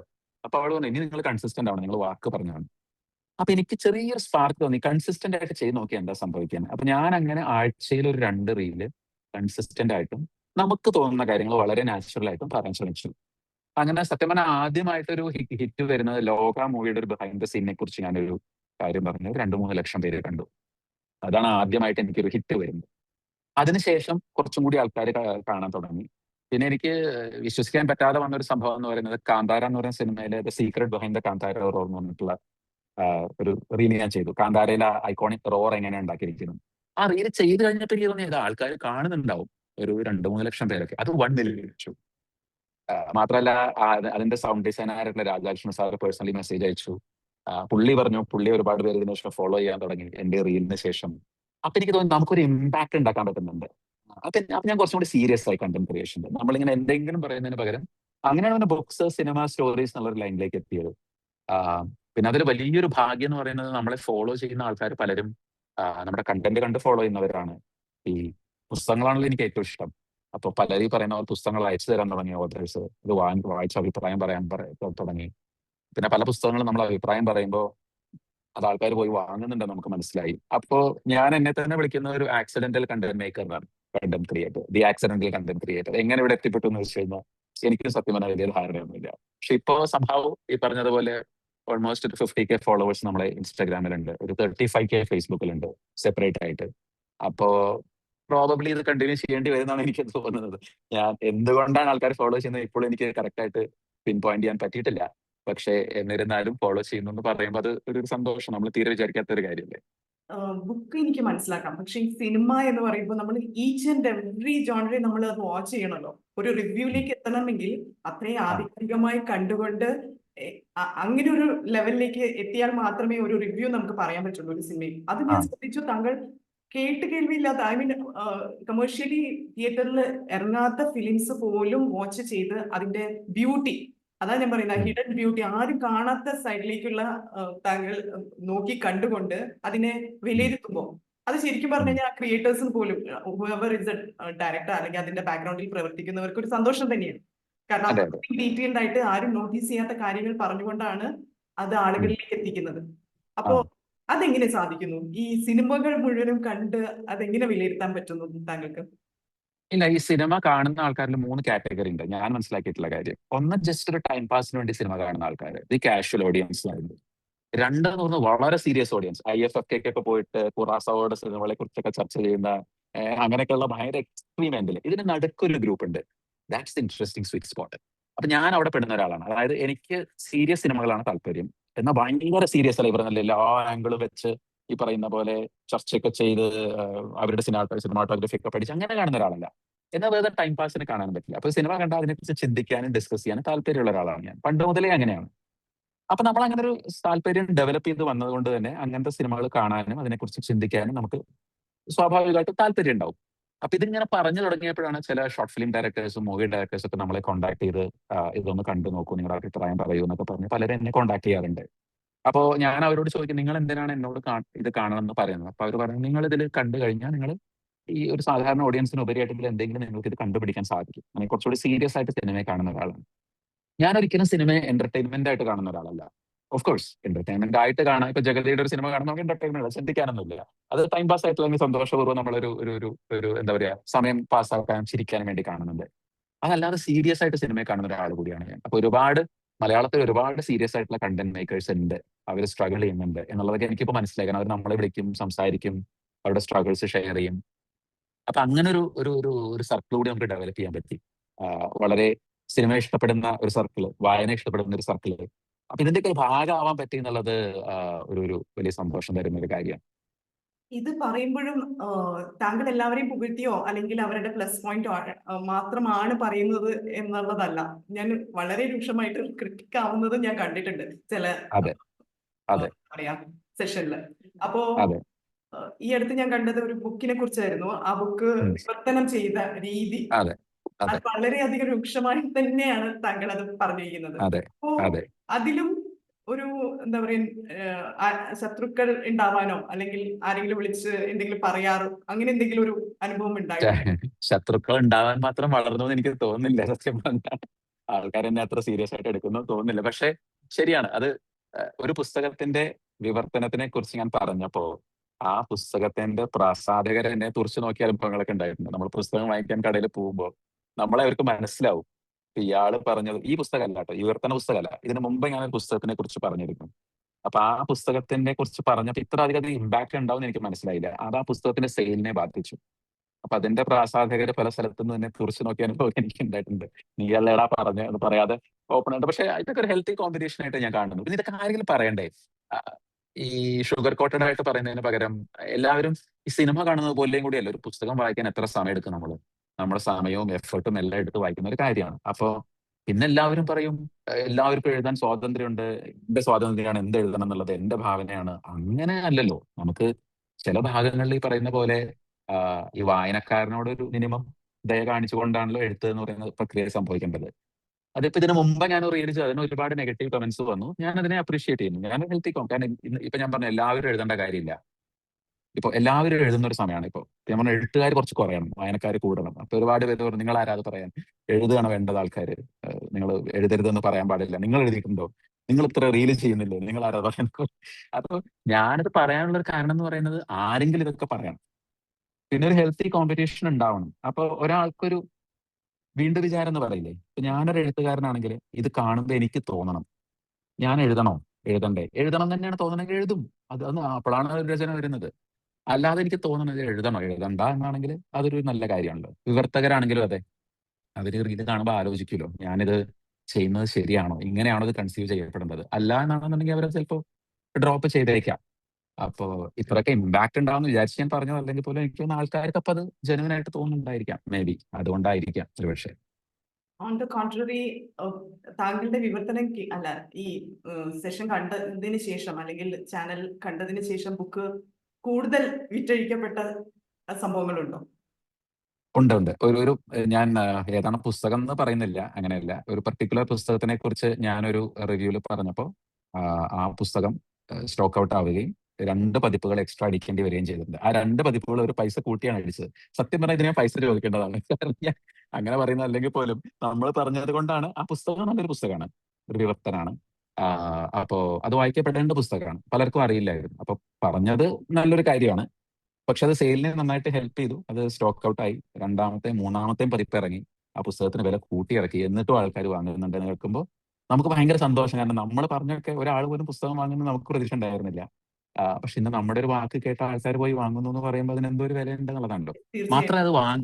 അത് വാങ്ങി വായിച്ചവർ നമ്മളോട് പറയുന്നത് നിങ്ങൾ പറഞ്ഞത് ശരിയാണ്. അല്ലെ തിരിച്ചു പറയുമല്ലോ ഇയാൾ പറഞ്ഞു വെറുതെ, അങ്ങനെയല്ല, ഇത് നിങ്ങൾ പറഞ്ഞതിൽ കാര്യമുണ്ട് എന്ന് പലരും പറയുന്നത്. സോ അപ്പൊ അങ്ങനെ അനുഭവങ്ങൾ ഓർഡർ ഉണ്ടായിട്ടുണ്ട്. താങ്കളെ വിളിച്ച് എന്തെങ്കിലും ഇല്ല, സംസാരിക്കുകയോ? ആ ഒറിജിനൽ ഓഥർ മരിച്ചുപോയി. ട്രാൻസ്ലേഷൻ ആണ്. ഓക്കെ. ട്രാൻസ്ലേറ്റ് ചെയ്ത ആൾ ആരാണ് സത്യം പറഞ്ഞാൽ ഞാനത് പറഞ്ഞിട്ടില്ല, മെൻഷൻ ചെയ്തിട്ടില്ല. ഓക്കെ. പക്ഷെ ഇതൊക്കെ നമുക്ക് വേറെ ആൾക്കാർ വഴി അറിയുന്നതാണ്. നമ്മളെ ഫോളോ ചെയ്യുന്ന ആൾക്കാർ നമ്മളോട് പറയും, ഞാൻ ആ പുസ്തകം വായിക്കാൻ പോയപ്പോ ഇവർ പറഞ്ഞു മൂന്നാം പ്രതി ഇറക്കുന്നുണ്ട്, നിങ്ങളുടെ റീൽ അവർ കാണിച്ചു തന്നു എന്നൊക്കെ അവർ പറയും. ഈ ബുക്ക് സ്റ്റോറിന്റെ ആൾക്കാർ റീല് കാണിച്ചു എന്നൊക്കെ പറയും. അപ്പൊ നമുക്കൊക്കെ അത് ഒരു ഡ്രീം കം ട്രൂ ആണ്. നമ്മളൊന്നും സ്വപ്നത്തിൽ വിചാരിച്ചിട്ടില്ലേ നമ്മൾ എന്തെങ്കിലും പറയുമ്പോൾ ആരെങ്കിലും ഇത് കാണുന്നോ റെസ്പോണ്ട് ചെയ്യുന്നൊക്കെ. സോഷ്യൽ മീഡിയ എന്ന ഒരു ഡിസ്ട്രാക്ഷനും അതേസമയം ഓപ്പർച്യൂണിറ്റിയും ഒരുപോലെ ഉള്ളൊരു മേഖലയാണ്. അതെ. അപ്കമിങ് ജനറേഷൻ ഇത് ശരിയായ രീതിയിലാണോ ഉപയോഗിക്കുന്നത്, അല്ലെങ്കിൽ അവർക്ക് എന്താണ്, എങ്ങനെയാണ് ഇതിനൊരു കറക്റ്റ് റൂട്ട് നമുക്ക് പറഞ്ഞു കൊടുക്കാൻ പറ്റുക? ഈവൻ ഞാൻ തന്നെ ഈ ചാനൽ തുടങ്ങിയത് 100% സാറ്റിസ്ഫൈഡ് അല്ല. കാരണം ഈ സോഷ്യൽ മീഡിയയ്ക്ക് വേണ്ടി ബലി കഴിച്ചുകൊണ്ടാണ് ഞാൻ ഈ ചാനൽ തുടങ്ങുന്നത്. എന്തുകൊണ്ടാണ് ഇത് 2 മിനിറ്റ് ടേക്ക് ആവുന്നത്? കാരണം നമ്മുടെ അറ്റൻഷൻ സ്പാൻ അത്രേ ഉള്ളൂ. അല്ലേ? നമുക്കൊരു 10 സെക്കൻഡ് 20 സെക്കൻഡിൽ കൂടുതൽ അറ്റൻഷൻ സ്പാൻ ഇല്ല. ശരിക്കും ഈ റീലുകളിൽ പ്രസ്താവിക്കുന്ന ഓരോ പുസ്തകത്തെക്കുറിച്ചും സിനിമകളെക്കുറിച്ചും അരമണിക്കൂറോളം എനിക്ക് പറയാൻ സാധിക്കും. പക്ഷേ എനിക്ക് തോന്നുന്നത് അതിനേക്കാളും കൂടുതൽ പെട്ടെന്ന് ആൾക്കാരിലേക്ക് റീച്ച് ചെയ്യാൻ പറ്റുന്നത് ഈ നമ്മുടെ റീലുകളിൽ പോകുന്നതിലൂടെയാണ്. അപ്പൊ സോഷ്യൽ മീഡിയ എന്ന് പറയുന്നത് വളരെ ഇൻഫ്ലുവൻസ് ഉള്ള ഒരു സാധനമാണ്. അപ്പൊ ഞാൻ നേരത്തെ പറഞ്ഞ പോലെ നമ്മുടെ റീൽ കൊണ്ട് പുസ്തകത്തിന്റെ സെയിൽ കൂടി എന്ന് പറയുമ്പോൾ അതിന് ഇൻഫ്ലുവൻസ് ഇല്ല എന്ന് നമുക്ക് പറയാൻ പറ്റില്ല. പക്ഷെ അതിനെ എങ്ങനെ നമ്മൾ യൂസ് ചെയ്യുന്നു എന്നുള്ളത് വളരെ ഇമ്പോർട്ടന്റ് ആയിട്ടുള്ള ഒരു കാര്യമാണ്. പ്രത്യേകിച്ചും പുതിയ തലമുറയിൽ കുട്ടികളാണെങ്കിലും വലിയ ആൾക്കാരാണെന്നുണ്ടെങ്കിലും. അപ്പൊ ഈ സോഷ്യൽ മീഡിയയുടെ ഉപയോഗം നമ്മൾ ക്യൂറേറ്റഡ് ആവണം, ലിമിറ്റഡ് ആവണം എന്നുള്ളത്. അതുപോലെ നമുക്കറിയാം നമ്മളിപ്പോ ചില പെർട്ടിക്കുലർ ടോപ്പിക്സ് കണ്ടു തുടങ്ങിക്കഴിഞ്ഞാൽ അത് തന്നെ വന്നുകൊണ്ടിരിക്കും റെക്കമെൻഡേഷൻ ആയിട്ട്. അപ്പൊ അത് ശരിക്കും അത്ര നല്ലതല്ല, ഒരു ഹെൽത്തി അല്ല. കാരണം നമ്മൾ കുറച്ചും കൂടി വാസ്റ്റ് ആയിട്ടുള്ള ഡിഫറെന്റ് ആയിട്ടുള്ള ടോപ്പിക്സ് ആണ് നമ്മൾ എക്സ്പ്ലോർ ചെയ്യേണ്ടത് സത്യം പറഞ്ഞാൽ. അപ്പോ ഈ ഡൂം സ്ക്രോളിംഗ് ഒക്കെ പറയില്ലേ, നമ്മൾ മൈൻഡ്ലെസ് ആയിട്ട് സ്ക്രോൾ ചെയ്ത് റീല് സ്വൈപ്പ് ചെയ്ത് പോകുന്നതിനേക്കാളും കുറച്ചും കൂടി സീരിയസ് കണ്ടന്റ്. ഇപ്പൊ ഞാനെപ്പോഴും പറയണ്ടേ, എന്റെ ചാനൽ കണ്ടില്ലെങ്കിൽ പോലും ഒരു അരമണിക്കൂർ 1 മണിക്കൂർ യൂട്യൂബ് വീഡിയോ കാണുന്ന ഒരാളെയാണ് ഞാൻ റെസ്പെക്ട് ചെയ്യുക. എന്റെ ചാനലിലാകെ 2 മിനിറ്റ് 3 മിനിറ്റിന്റെ റീലാണ്. അത് കാണുന്നത് മോശമെന്നല്ല. അതിനേക്കാൾ കൂടുതൽ ഇപ്പോ ബാബു രാമചന്ദ്രന്റെയോ അല്ലെങ്കിൽ വേറെ ആരുടെയോ ഒരു അരമണിക്കൂർ 1 മണിക്കൂറിന്റെ യൂട്യൂബ് വീഡിയോ നമ്മൾ ഒരു പെർട്ടിക്കുലർ ടോപ്പിക്കിൽ അരമണിക്കൂറോ 1 മണിക്കൂറോ നമ്മൾ കാണാൻ സാധിക്കുകയാണെങ്കിൽ അതാണ് കുറച്ചും കൂടി നമുക്ക് ഗുണം ചെയ്യാമെന്ന് എനിക്ക് തോന്നുന്നു. ഓക്കെ. ഇപ്പോ പലരും ഇതേപോലെ ചാനൽ സ്റ്റാർട്ട് ചെയ്യുന്നുണ്ട്. നമ്മളൊക്കെ അതിൽ പെട്ടവർ തന്നെയാണ്. അതെ. ഒരു കൺസിസ്റ്റൻസി ആൻഡ് പേഷ്യൻസ് മാത്രമാണോ ഇത് മുന്നോട്ട് കൊണ്ടുപോകാൻ ഹെൽപ്പ് ചെയ്യുന്നത്? ഞാൻ റിയലൈസ് ചെയ്ത കാര്യങ്ങൾ പറയാം. ഒന്ന് consistency is for sure. Consistency ഇല്ലാതെ നമുക്ക് എന്തായാലും രക്ഷപ്പെടാൻ പറ്റില്ല. കൺസിസ്റ്റൻസി വേണം, പേഷ്യൻസ് വേണം. Third thing is the content. Content is the king. ഇപ്പൊ ഞാൻ ഇൻസ്റ്റാഗ്രാം ചാനൽ തുടങ്ങിയ സമയത്ത് ഞാൻ കുറെ സെർച്ച് ചെയ്തിരുന്നു എങ്ങനെ വൈറലാവാം. സ്വാഭാവികമായിട്ട് നമ്മൾ ചെയ്യുമല്ലോ. നമ്മളൊക്കെ ഇപ്പൊ എല്ലാവരോടും പറയും നമ്മൾ വളരെ മോഡസ്റ്റ് ആണെന്നൊക്കെ പറയുമെങ്കിൽ ഉള്ളിന്റെ ഉള്ളിൽ നമുക്ക് വൈറലാവണം എന്നാണല്ലോ. അപ്പൊ ആ സമയത്ത് ഞാൻ കുറെ സെർച്ച് ചെയ്തപ്പോൾ പലരും പറഞ്ഞു രാത്രി 11 മണിക്ക് പോസ്റ്റ് ചെയ്ത് കഴിഞ്ഞാൽ റീച്ച് കിട്ടും, ഈ ഹാഷ് ടാഗ് യൂസ് ചെയ്ത റീച്ച് കിട്ടും, ഇന്ന ആളെ ടാഗ് ചെയ്ത റീച്ച് കിട്ടും, വൈറലാവാൻ 5 വഴികൾ, 10 വഴികൾ, 20, ഇത് കുറച്ചൊക്കെ ഞാൻ പരീക്ഷിച്ച് നോക്കി. എനിക്ക് മനസ്സിലായത് പരീക്ഷിച്ചിട്ട് കാര്യമില്ല. ആൾക്കാർ നമ്മുടെ കണ്ടന്റ് വർത്താണെന്ന് കണ്ടാൽ they will watch it, they will share it. That is the only way. അപ്പോ ഇന്നത്തെ കാലത്ത് നമ്മൾ കണ്ടന്റിലാണ് അതിന്റെ കാര്യം ഇരിക്കുന്നത്. പിന്നെ എനിക്ക് തോന്നുന്ന വേറൊരു കാര്യം, അഗൈൻ ഞാനിത് പറയുമ്പോൾ എന്റെ മാത്രം വീക്ഷണമാണ്. ഇന്ന് ഒരുപാട് ആൾക്കാർ ഫുഡ് റിവ്യൂ ചെയ്യുന്നുണ്ട്, ട്രാവൽ വ്ളോഗ്സ് ചെയ്യുന്നുണ്ട്. അത് സാച്ചുറേറ്റഡ് ആയി കഴിഞ്ഞു ഓൾറെഡി. ഇപ്പോ ഞാനൊന്നും അധികം കാണാറില്ല സത്യം പറഞ്ഞാൽ. കാരണം ഇപ്പോൾ ഒരു വിയറ്റ്നാം ടൂറിന്റെ വീഡിയോ ഒക്കെ ഒരു 10 ആടേലും ഞാൻ കണ്ടിട്ടുണ്ടാവും, വിയറ്റ്നാമിൽ പോയിട്ടില്ലെങ്കിലും. ഇനിയിപ്പോൾ വിയറ്റ്നാമിൽ പോകേണ്ടെന്നുള്ള അവസ്ഥയാണ് സത്യം പറഞ്ഞാൽ. അപ്പോൾ ഇത് കൂടാതെ നമ്മൾ എന്തെങ്കിലും ഒരു നിഷ് ഏരിയ കണ്ടുപിടിച്ച് സംസാരിക്കാൻ തുടങ്ങിയ ആൾക്കാർ കുറച്ചും കൂടി താല്പര്യം കാണിക്കും. ഈ പുസ്തക റിവ്യൂവിന്റെ കാര്യം എടുത്താൽ തന്നെ എനിക്ക് തോന്നുന്നത് പുസ്തകം റിവ്യൂ ചെയ്യുന്ന ഒരുപാട് ആൾക്കാരുണ്ടെങ്കിലും അതിനും ഒരുപാട് ഓപ്പർച്യൂണിറ്റി ഉണ്ടെന്ന് എനിക്ക് തോന്നുന്നു. പുസ്തകത്തിനാണെങ്കിലും സിനിമയ്ക്കാണെങ്കിലും ഒരു നിഷ് ഓഡിയൻസിനെ കണ്ടുപിടിച്ച് പിന്നെ വേറൊരു കാര്യം ഞാൻ വിശ്വസിക്കുന്നത്, എന്റെ റീൽ ആകെ ഒരു റീൽ മാത്രമാണ് 1 മില്യൺ ക്രോസ് ചെയ്തിരിക്കുന്നത്. വേറെ എന്റെ ഒരു റീലും 1 മില്യൺ ക്രോസ് ചെയ്തിട്ടില്ല. പക്ഷെ ഞാൻ കാണുന്ന ഇപ്പൊ എന്റെ ചില പുസ്തകത്തിന്റെ റീലുകളൊക്കെ ആകെ കാണുന്നത് ഒരു 20,000 പേരായിരിക്കും. But that 20,000 audience are very serious about my content. അതിലാണ് കാര്യം. എത്ര പേര് കാണുന്നു എന്നുള്ളത് അല്ല കാര്യം. കാണുന്നവർ എത്ര അതിനെ നോട്ടീസ് ചെയ്യുന്നു എന്നുള്ളതിൽ അതിലാണ് ഒരു കാര്യം കിടക്കുന്നത്. അപ്പൊ നമുക്കത് തന്നെ മനസ്സിലാവും നമ്മളെ ഫോളോ ചെയ്യുന്ന ആൾക്കാരെ എടുത്ത് നോക്കുമ്പോൾ. ഇപ്പൊ പലരും നമ്മളെ ഫോളോ ചെയ്യുന്നുണ്ടാവും. അപ്പൊ അതിൽ പല നോൺ സെലിബ്രിറ്റീസും അങ്ങനെ പലരും ഉണ്ടാവും നമ്മളെ ഫോളോ ചെയ്യുന്നത്. അപ്പൊ നമ്മളത് നോക്കുന്ന സമയത്ത് ഇപ്പൊ എനിക്ക് ഭയങ്കര സർപ്രൈസിംഗ് ആയിട്ടുള്ള ഒരു അനുഭവം ഉണ്ടായി. എന്നെ ഒരു പുസ്തകത്തിന്റെ പ്രസാധകർ വിളിച്ചിട്ട് പറഞ്ഞു, ഞങ്ങളുടെ കുറച്ച് പുസ്തകത്തിന്റെ റിവ്യൂ ചെയ്യുമോ എന്ന് ചോദിച്ചു. അപ്പൊ ഞാൻ പെയ്ഡ് ആയിട്ട് റിവ്യൂ ചെയ്യാറില്ല, നമുക്ക് നോക്കാം. ഞാൻ പറഞ്ഞു നിങ്ങൾ എങ്ങനെ എന്നെ കിട്ടിയത്? അപ്പൊ അവര് പറഞ്ഞു മലയാള സിനിമയിലെ ഒരു ആക്ടർ എന്റെ റീൽ അവർക്ക് ഷെയർ ചെയ്ത് കൊടുത്തിട്ട് ഇയാൾ പറയുന്ന പുസ്തകങ്ങൾ നിങ്ങളിൽ ഉണ്ടോ എന്ന് ചോദിച്ചു. അപ്പൊ അയാൾ ഷെയർ ചെയ്യണമെങ്കിൽ നിങ്ങൾ സംഭവമായിരിക്കും എന്നാ അവര് പറയും. ഞാൻ സംഭവമൊന്നുമല്ല. അപ്പൊ നോക്കുമ്പോൾ ആക്ടർ എന്നെ ഫോളോ ചെയ്യുന്നുണ്ട്, ഈ ആക്ടർ എന്നെ ഫോളോ ചെയ്യുന്നു. ഞാൻ അപ്പൊ പുള്ളിക്ക് മെസ്സേജ് അയച്ചു. പുള്ളിനോട് പറഞ്ഞു ഞാൻ ഒഴിവ് സമയങ്ങളൊക്കെ നന്നായി വായിക്കുന്ന ആളാണ്, എനിക്ക് റെക്കമെൻഡ് ചെയ്ത പുസ്തകങ്ങൾ. അപ്പോ അപ്പൊ അതാണ് പറഞ്ഞത്, 1-2 പേര് നമ്മളെ ആൾക്കാർ വാച്ച് ചെയ്യുന്നുണ്ട് വളരെ ക്ലോസ് ആയിട്ട്. പക്ഷെ നമ്മൾ ഈ മില്യൺസ് ഓഫ് വ്യൂസിനേക്കാൾ ഉപരി ഉള്ള വ്യൂസ് വളരെ സീരിയസ് ഓഡിയൻസ് ആണെങ്കിൽ അതിന് വാല്യൂ ഉണ്ടായിരിക്കും. അപ്പൊ നമ്മുടെ കണ്ടന്റിലാണ് നമ്മൾ വിശ്വസിക്കേണ്ടതാണ് ഞാൻ എപ്പോഴും വിശ്വസിക്കുന്നത്. ഓക്കെ, ഡ്രീം ചേസ് ചെയ്യാൻ കോൺഫിഡൻസ് ഇല്ലാതെ മടിച്ച് നിൽക്കുന്നവർ, അല്ലെങ്കിൽ ഇന്നത്തെ തലമുറയിൽ കംഫർട്ട് സോണിൽ ഇരിക്കുന്നവർക്ക് എന്താണ് താങ്കൾക്ക് പറയാനുള്ളത് അവരോട്? വെൽ, ഇത് ഇത് ഇതൊരു വളരെ മോശം ഉപദേശമായിരിക്കും. ഒന്നാമത് ഉപദേശിക്കുന്നത് ആരും ഇഷ്ടമല്ല ഇന്നത്തെ കാലത്ത്. ഞാനിത് പഠിച്ചത് ദ ഹാർഡ് വേ ആണ്. അതായത് ഞാൻ നേരത്തെ പറഞ്ഞല്ലോ, എന്റെ സ്റ്റാർട്ടപ്പ് പൊളിഞ്ഞ് ലക്ഷങ്ങളുടെ കട ആയപ്പോഴാണ് ഞാൻ കംഫർട്ട് സോണിന് പുറത്തു വന്നത്. അപ്പൊ ഞാനത് സ്വന്തം ചെയ്ത ഒരു കാര്യമല്ല. ഇപ്പോഴും ആ സ്റ്റാർട്ടപ്പ് ഒരു മീഡിയ ആയിട്ട് പോകുന്നുണ്ടെങ്കിലോ അല്ലെങ്കിൽ ഞാൻ എന്റെ ഒരു ഫുൾ ടൈം ജോബിലായിരുന്നെങ്കിലോ ഞാൻ ഇങ്ങനെയൊന്നും എത്തുമായിരിക്കില്ല. കാരണം നമ്മൾ ആ കംഫർട്ട് സോണിൽ തുടരും. അപ്പൊ എന്നെ ഇത് കംഫർട്ട് സോൺ ബ്രേക്ക് ചെയ്യാൻ എനിക്ക് ഒരു ഇൻസ്പിറേഷൻ തന്നത് എന്റെ ലൈഫിൽ നടന്നിട്ടുള്ള ഈ ഒരു ഇൻസിഡന്റ് ആണ്. അതായത് ടോട്ടലി സീറോ ആയി കഴിഞ്ഞാൽ നമ്മൾ ആ കംഫർട്ട് സോൺ ബ്രേക്ക് ചെയ്തിരിക്കും. വേറെ അതൊന്നും ചെയ്യാനില്ല. അല്ലാത്ത ഒരാളെ സംബന്ധിച്ച് ഇറ്റ് ഈസ് റിയലി ഹാർഡ്. സത്യം പറഞ്ഞാൽ അതിന് അങ്ങനെ ഒരു ഉപദേശം തരാനുണ്ടോ എന്ന് എനിക്കറിയില്ല. Breaking your comfort zone is really really hard. അല്ല ഇപ്പൊ നിങ്ങൾ അത്രയും പാഷനേറ്റ് ആയിട്ടുള്ള ഒരു ഡ്രീം നിങ്ങൾക്ക് ഉണ്ടെന്നുണ്ടെങ്കിൽ യു വിൽ ബ്രേക്ക് ഇറ്റ്. പക്ഷെ അല്ലാതെ ഇപ്പൊ നമ്മളൊരു ടിപ്സ് പറഞ്ഞത് കൊണ്ടോ അല്ലെങ്കിൽ ഒരു 1, 2, 3 സ്റ്റെപ്പ് പറഞ്ഞത് കൊണ്ടോ ഒന്നും ആൾക്കാർ കംഫർട്ട് സോൺ ബ്രേക്ക് ചെയ്യുന്ന എനിക്ക് തോന്നുന്നില്ല. പക്ഷേ ഈ കണ്ടന്റ് ക്രിയേഷനെ കുറിച്ചൊക്കെ പറയുകയാണെന്നുണ്ടെങ്കിൽ അറ്റ്ലീസ്റ്റ് നമ്മൾ സ്റ്റാർട്ട് ചെയ്ത് കഴിഞ്ഞാൽ കുറച്ച് വ്യത്യാസം വരും. എപ്പോഴും അങ്ങനെ ഒരു സംഭവം ഉണ്ടല്ലോ, നമ്മൾ to start is actually very difficult. ഇത് തുടങ്ങാനാണല്ലോ ബുദ്ധിമുട്ട്. ഈ തുടക്കം കിട്ടിക്കഴിഞ്ഞാൽ കുറെ ആൾക്കാർ അതിൽ സർവൈവ് ചെയ്ത് പോകും. അതിപ്പോ ഈ കണ്ടന്റ് ക്രിയേഷൻ ആണെങ്കിലും വേറെ എന്തെങ്കിലും ആണെങ്കിലും ടേക്കിംഗ് ദ ഫസ്റ്റ് സ്റ്റെപ്പ് എന്ന് പറയുന്നതാണ് എപ്പോഴും ബുദ്ധിമുട്ട്. അതിന് ശ്രമിക്കുക എന്നുള്ളതാണ് എനിക്ക് തോന്നുന്നത്. ഇപ്പോൾ നമ്മൾ ഈ ഡെയിലി 1/2 മണിക്കൂർ 1 മണിക്കൂർ നടക്കാൻ പറയും ആൾക്കാരോട്. അപ്പൊ അത് തുടങ്ങാൻ ഭയങ്കര ബുദ്ധിമുട്ടാണ്. അപ്പോൾ അതിന് പകരം ഇപ്പോൾ ഞാൻ സംസാരിച്ച എൻ്റെ ഒരു സുഹൃത്തുണ്ട്, സൈക്കോളജിസ്റ്റ് ആണ്. പുള്ളി പറയും നിങ്ങൾ എല്ലാ ദിവസവും രാവിലെ എണീറ്റ് വീട്ടിനകത്ത് ഒരു 10 റൗണ്ട് നടക്കുക. അപ്പൊ അത് ഈസി ആണല്ലോ. ഇപ്പൊ നമ്മുടെ മൈൻഡ് അത് ചെയ്യാൻ തോന്നും. ആ 10-20 ആക്കുക. അപ്പൊ ആ ഹാബിറ്റ് തുടങ്ങാനാണ് നമുക്ക് ബുദ്ധിമുട്ട്. അങ്ങനെ പോയി പോയി പോയി നിങ്ങൾ ഷൂസ് ഇടാൻ തുടങ്ങുക. അങ്ങനെ പതുക്കെ പതുക്കെ ഒരു മാസം കഴിയുമ്പോൾ നിങ്ങൾ റെഗുലർ ആയിട്ട് നടക്കാൻ സാധിക്കും. നമ്മുടെ ഏതൊരു ഫേമസ് മോട്ടിവേഷണൽ സ്പീക്കർ പറയലുണ്ടായി, ഇതെന്റെ വാച്ചാണ്, ലെഫ്റ്റ് ഹാൻഡിലാണ് കെട്ടിയിരിക്കുന്നത്. ഇത് നമ്മൾ റൈറ്റ് ഹാൻഡിൽ കെട്ടിക്കഴിഞ്ഞാൽ your brain will start sensing discomfort ആവും. കാരണം ആ കംഫർട്ട് സോൺ പോയി ലെഫ്റ്റ് ഹാൻഡിൽ പോകുന്നത്. അപ്പൊ അത്ര വരെ നമ്മൾ പറയുന്ന പോലെ നമ്മുടെ ബ്രെയിൻ സെൻസിറ്റീവ് ആണ് ചേഞ്ചസിന് വേണ്ടിയിട്ട്. അപ്പൊ ചെറിയൊരു സ്റ്റാർട്ട് കിട്ടുക എന്നുള്ളതാണ് കംഫർട്ട് സോൺ ബ്രേക്ക് ചെയ്യാൻ വേണ്ടിയിട്ട് ആദ്യം നമ്മൾ ചെയ്യേണ്ടത്. Rest will follow if you truly believe in your self. അത്ര എനിക്ക് പറയാം. Okay. What is success to you? And are you happy with your life? I am grateful with my high life. More than happy, I am grateful. Gratitude. So ഞാൻ ഗ്രാറ്റിറ്റ്യൂഡിൽ വിശ്വസിക്കുന്ന ഒരാളാണ്. എല്ലാത്തിനും grateful ആയിട്ടുള്ള ഒരാളാണ്. And naturally happiness follows with gratitude. അപ്പോൾ അതിൽ തർക്കമൊന്നുമില്ല. ഞാൻ 100% അല്ലെങ്കിൽ 110% എൻ്റെ ലൈഫിൽ ഹാപ്പിയാണ്. പിന്നെ എന്താ അതിന് മുമ്പ് ചോദിച്ചത് എന്താണ്? Are you happy with life എന്നതിന് മുമ്പ് ചോദിച്ചത്? സക്സസ് എന്താണ് മീൻ എന്ന വാക്ക് കൊണ്ട് എന്താണ് താങ്കൾ മീൻ ചെയ്യുന്നത്? താങ്കളുടെ ലൈഫ് സക്സസ്ഫുൾ ആണോ എന്ന്? എൻ്റെ ലൈഫ് സക്സസ്ഫുൾ ആണ്. അത് കുറച്ച് പൈസയുടെ പുറത്തോ അല്ലെങ്കിൽ നമ്മൾ ചെയ്ത കണ്ടന്റിന്റെ പുറത്തോ പറയുന്നതല്ല. എനിക്ക് സക്സസ് എന്ന് പറയുന്നത് കണ്ടന്റിനോട് റിലേറ്റ് ചെയ്യാൻ പറ്റും.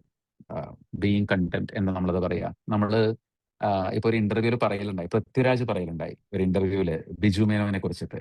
ബിജു മേനോനോട് അസൂയ തോന്നുന്നു. കാരണം ബിജു മേനോന്റെ ഒരു ക്യാരക്ടർ എന്ന് പറയുന്നത് പുള്ളി ഓൾറെഡി ഈ പറയുന്ന പോലെ പുള്ളിക്ക് വേണ്ടതെല്ലാം ഉണ്ടെന്ന് വിശ്വസിക്കുന്ന ഒരാളാണ്. ഇനി ഒന്നും വേണമെന്നില്ല. എന്തെങ്കിലും കിട്ടിക്കഴിഞ്ഞാൽ നല്ലത്, അല്ലെങ്കിൽ വേണ്ട, അങ്ങനെ ഉണ്ടല്ലോ.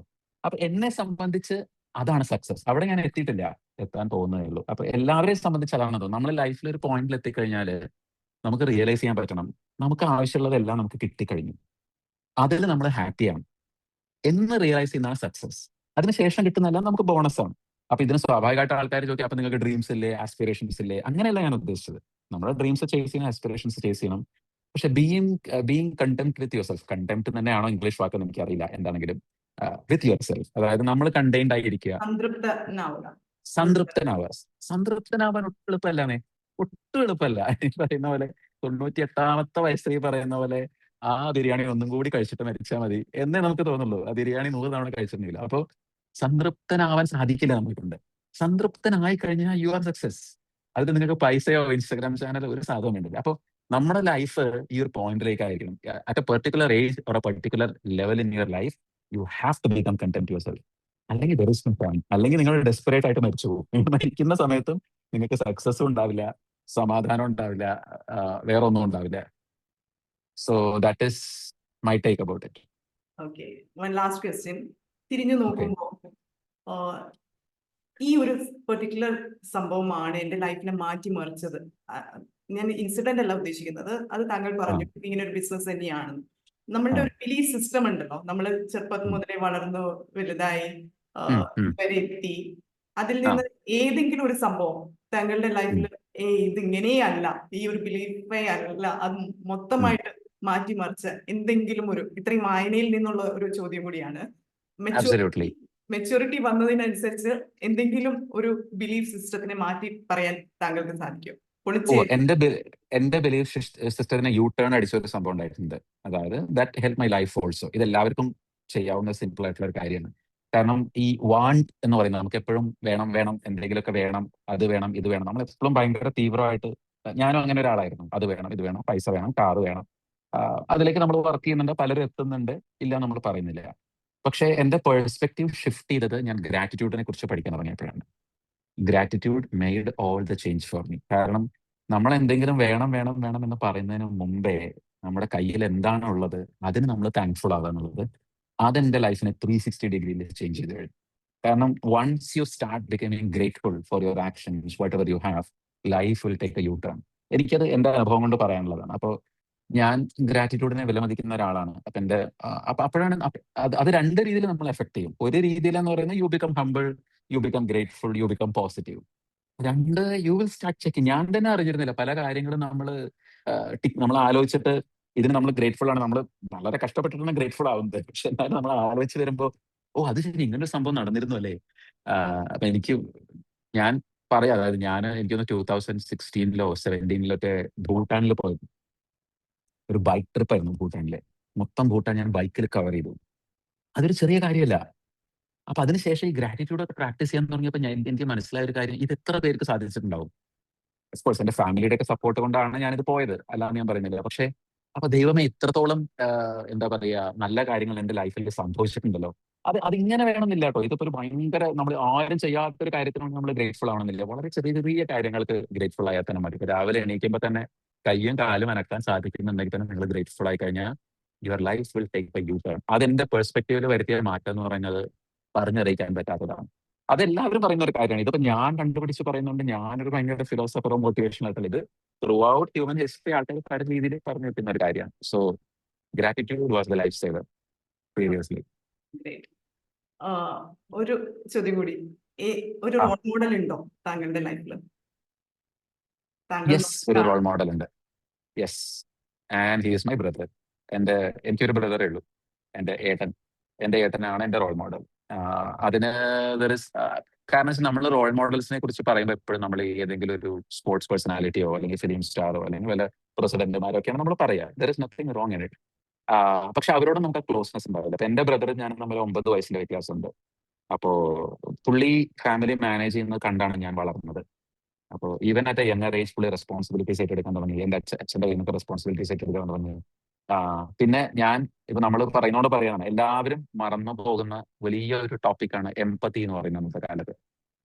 ഞാൻ എംപതി എന്താണെന്ന് എന്റെ ബ്രദറിന്റെ കയ്യിൽ നിന്നാണ് പഠിച്ചത്. കാരണം ഞാൻ നോക്കുമ്പോൾ എന്റെ ബ്രദറിന്റെ അടുത്തേക്ക് ആയിരക്കണക്കിന് ആൾക്കാർ വരുന്നുണ്ട്, പല പല ആവശ്യങ്ങളായിട്ടും സഹായം ചോദിച്ചിട്ടും. അപ്പൊ പുള്ളി എല്ലാവരും, അപ്പൊ ഞാൻ ഇയാളെ ഇങ്ങനെ ഇതൊക്കെ ചെയ്യുന്നത്, നമുക്കൊന്നും എന്താ ചെയ്യാൻ പറ്റാത്തത്? പുള്ളി എല്ലാവരും എന്താ പുള്ളിയോട് ഹെൽപ്പ് ചോദിക്കുന്നത്, നമ്മളോട് എന്താ ചോദിക്കാത്തത്? ആദ്യം നമുക്ക് കുറച്ച് അസൂയൊക്കെ തോന്നും. പിന്നെ എനിക്ക് മനസ്സിലായി he so empathetic that anybody can approach him.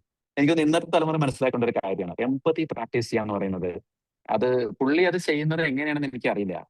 പുള്ളി പിടിതരാത്ത ഒരാളാണ്. നമ്മളങ്ങനെ ചോദിച്ചു കഴിഞ്ഞാലൊന്നും പുള്ളി പറയില്ല കാര്യം എങ്ങനെ ചെയ്യുന്നുണ്ടാണെന്ന് അറിയില്ല. പക്ഷേ my role model is my brother, nobody else. Okay, ഇത്രയും സമയം സോൾഫുൾ സ്റ്റോറീസിന് വേണ്ടിയിട്ട് ദ ഡ്രീം ചേസ് ശരിക്കും മനസ്സിലാക്കി. ജീവിതം നമ്മൾ ആഗ്രഹിക്കുന്നത് പോലെ നടക്കാതിരിക്കുമ്പോൾ അതൊരു പരാജയമായിട്ട് പലർക്കും തോന്നിയേക്കാം. പക്ഷെ പലപ്പോഴും അതാണ് ഒരു പുതിയ തുടക്കത്തിന്റെ അടയാളം എന്ന് രഘുരാമൻ നമ്മളോട് പറഞ്ഞു കഴിഞ്ഞു. ഒരു സ്റ്റാർട്ടപ്പിൽ നിന്നുണ്ടായ നഷ്ടങ്ങളുടെ കണക്കെടുക്കാതെ ആ തിരിച്ചുവരവ് അതൊരു തിരിച്ചറിവായിട്ട് അദ്ദേഹത്തിന്റെ ജീവിതത്തിൽ ഒരു 2ാം വരവായി മാറ്റിയെടുക്കുകയായിരുന്നു. 0-ൽ നിന്ന് വീണ്ടും പുതിയ പാതയിലേക്കുള്ള ആ പ്രയാണം അവിടെയാണ് ആരംഭിച്ചത്. പാഷൻ മുറുകെ പിടിച്ച് ഇന്ന് 1 ലക്ഷത്തോളം ആളുകളുടെ ജീവിതത്തിൽ മാറ്റം കൊണ്ടുവന്ന ഒരാളായി അദ്ദേഹത്തിന് മാറാൻ സാധിച്ചു. സോഷ്യൽ മീഡിയ പ്ലാറ്റ്ഫോമിലൂടെ ഇന്ന് ആയിരങ്ങൾ കേൾക്കുന്ന ശബ്ദമായി മാറാൻ അദ്ദേഹത്തിന് കഴിഞ്ഞു. ഈ കഥകളൊക്കെ നമ്മളോട് പറയുന്നത് എനിക്ക് തോന്നുന്നു ഒരു 2-3 കാര്യങ്ങളാണ്. തോൽവികൾ അവസാനമല്ല, അത് ഒരു വഴിത്തിരിവായി അല്ലെങ്കിൽ ഒരു തിരിച്ചറിവായി മനസ്സിലാക്കി നമ്മളുടെ കോൺഫിഡൻസ്, കൺസിസ്റ്റൻസി, പേഷ്യൻസ് ഇവയെല്ലാം മുറുകെ പിടിച്ചുകൊണ്ട് നമ്മൾ വീണ്ടും ഒരു തിരിച്ചുവരവ് നടത്തുകയാണെങ്കിൽ, അതും ഏറ്റവും ഇഷ്ടമുള്ള ഒരു പാഷൻ തന്നെ ചൂസ് ചെയ്യുകയാണെങ്കിൽ പല വഴികൾ തുറന്നു കിട്ടും എന്നുള്ളതിൽ യാതൊരു സംശയവുമില്ല. തിരക്കുകൾക്കിടയിലും സോൾഫുൾ സ്റ്റോറീസിന് വേണ്ടി സമയം തന്നതിന് I'm really grateful to you. It was so mature talking. എനിക്ക് അതാ തോന്നിയത്, വെരി കമ്പോസ്ഡ് പേഴ്സണാലിറ്റി. എനിക്കും അതെ, ഇങ്ങനെ ഒരു പ്ലാറ്റ്ഫോം തന്നതിന് ഞാൻ ആദ്യമായിട്ട് താങ്ക് യു പറയുകയാണ്. കാരണം ഞാനും വിചാരിച്ചിട്ടില്ല ഒരാൾ ഇതുപോലെ നമ്മളോട് സംസാരിക്കും, നമ്മുടെ സ്റ്റോറി കേൾക്കാൻ തയ്യാറാവും എന്നുള്ളത്. അപ്പൊ എനിക്കും അറ്റ് ദ സെയിം ടൈം വളരെ എക്സൈറ്റിംഗ് ആയിരുന്നു. കാരണം നമ്മുടെ സ്റ്റോറി ഒരാളോട് പറയാൻ പറ്റുക എന്ന് പറയുമ്പോൾ അതിനൊരു പ്ലാറ്റ്ഫോം വേണമല്ലോ. നമുക്ക് വെറുതെ ഒരു ക്യാമറ, ഇതുപോലൊരു പ്ലാറ്റ്ഫോമിലേക്ക് ഇതിൽ വന്നിട്ടുള്ള ബാക്കി വീഡിയോസ് ഒക്കെ ഞാൻ കണ്ടു നോക്കി. അപ്പൊ അവരൊക്കെ എത്രയോ ഉയരത്തിൽ നിൽക്കുന്ന പേഴ്സണാലിറ്റീസ് ആയിട്ട് എനിക്ക് തോന്നിയിട്ടുള്ളൂ. അപ്പൊ അങ്ങനെ ഒരു പ്ലാറ്റ്ഫോമിൽ നമ്മളെയും കൂടി ചേർത്ത് വെക്കാൻ നിങ്ങൾ ഒരു മനസ്സ് കാണിച്ചു എന്നുള്ളതിന് I am truly grateful. Same here, sir. Thank you so much. Thank you. Thanks a lot.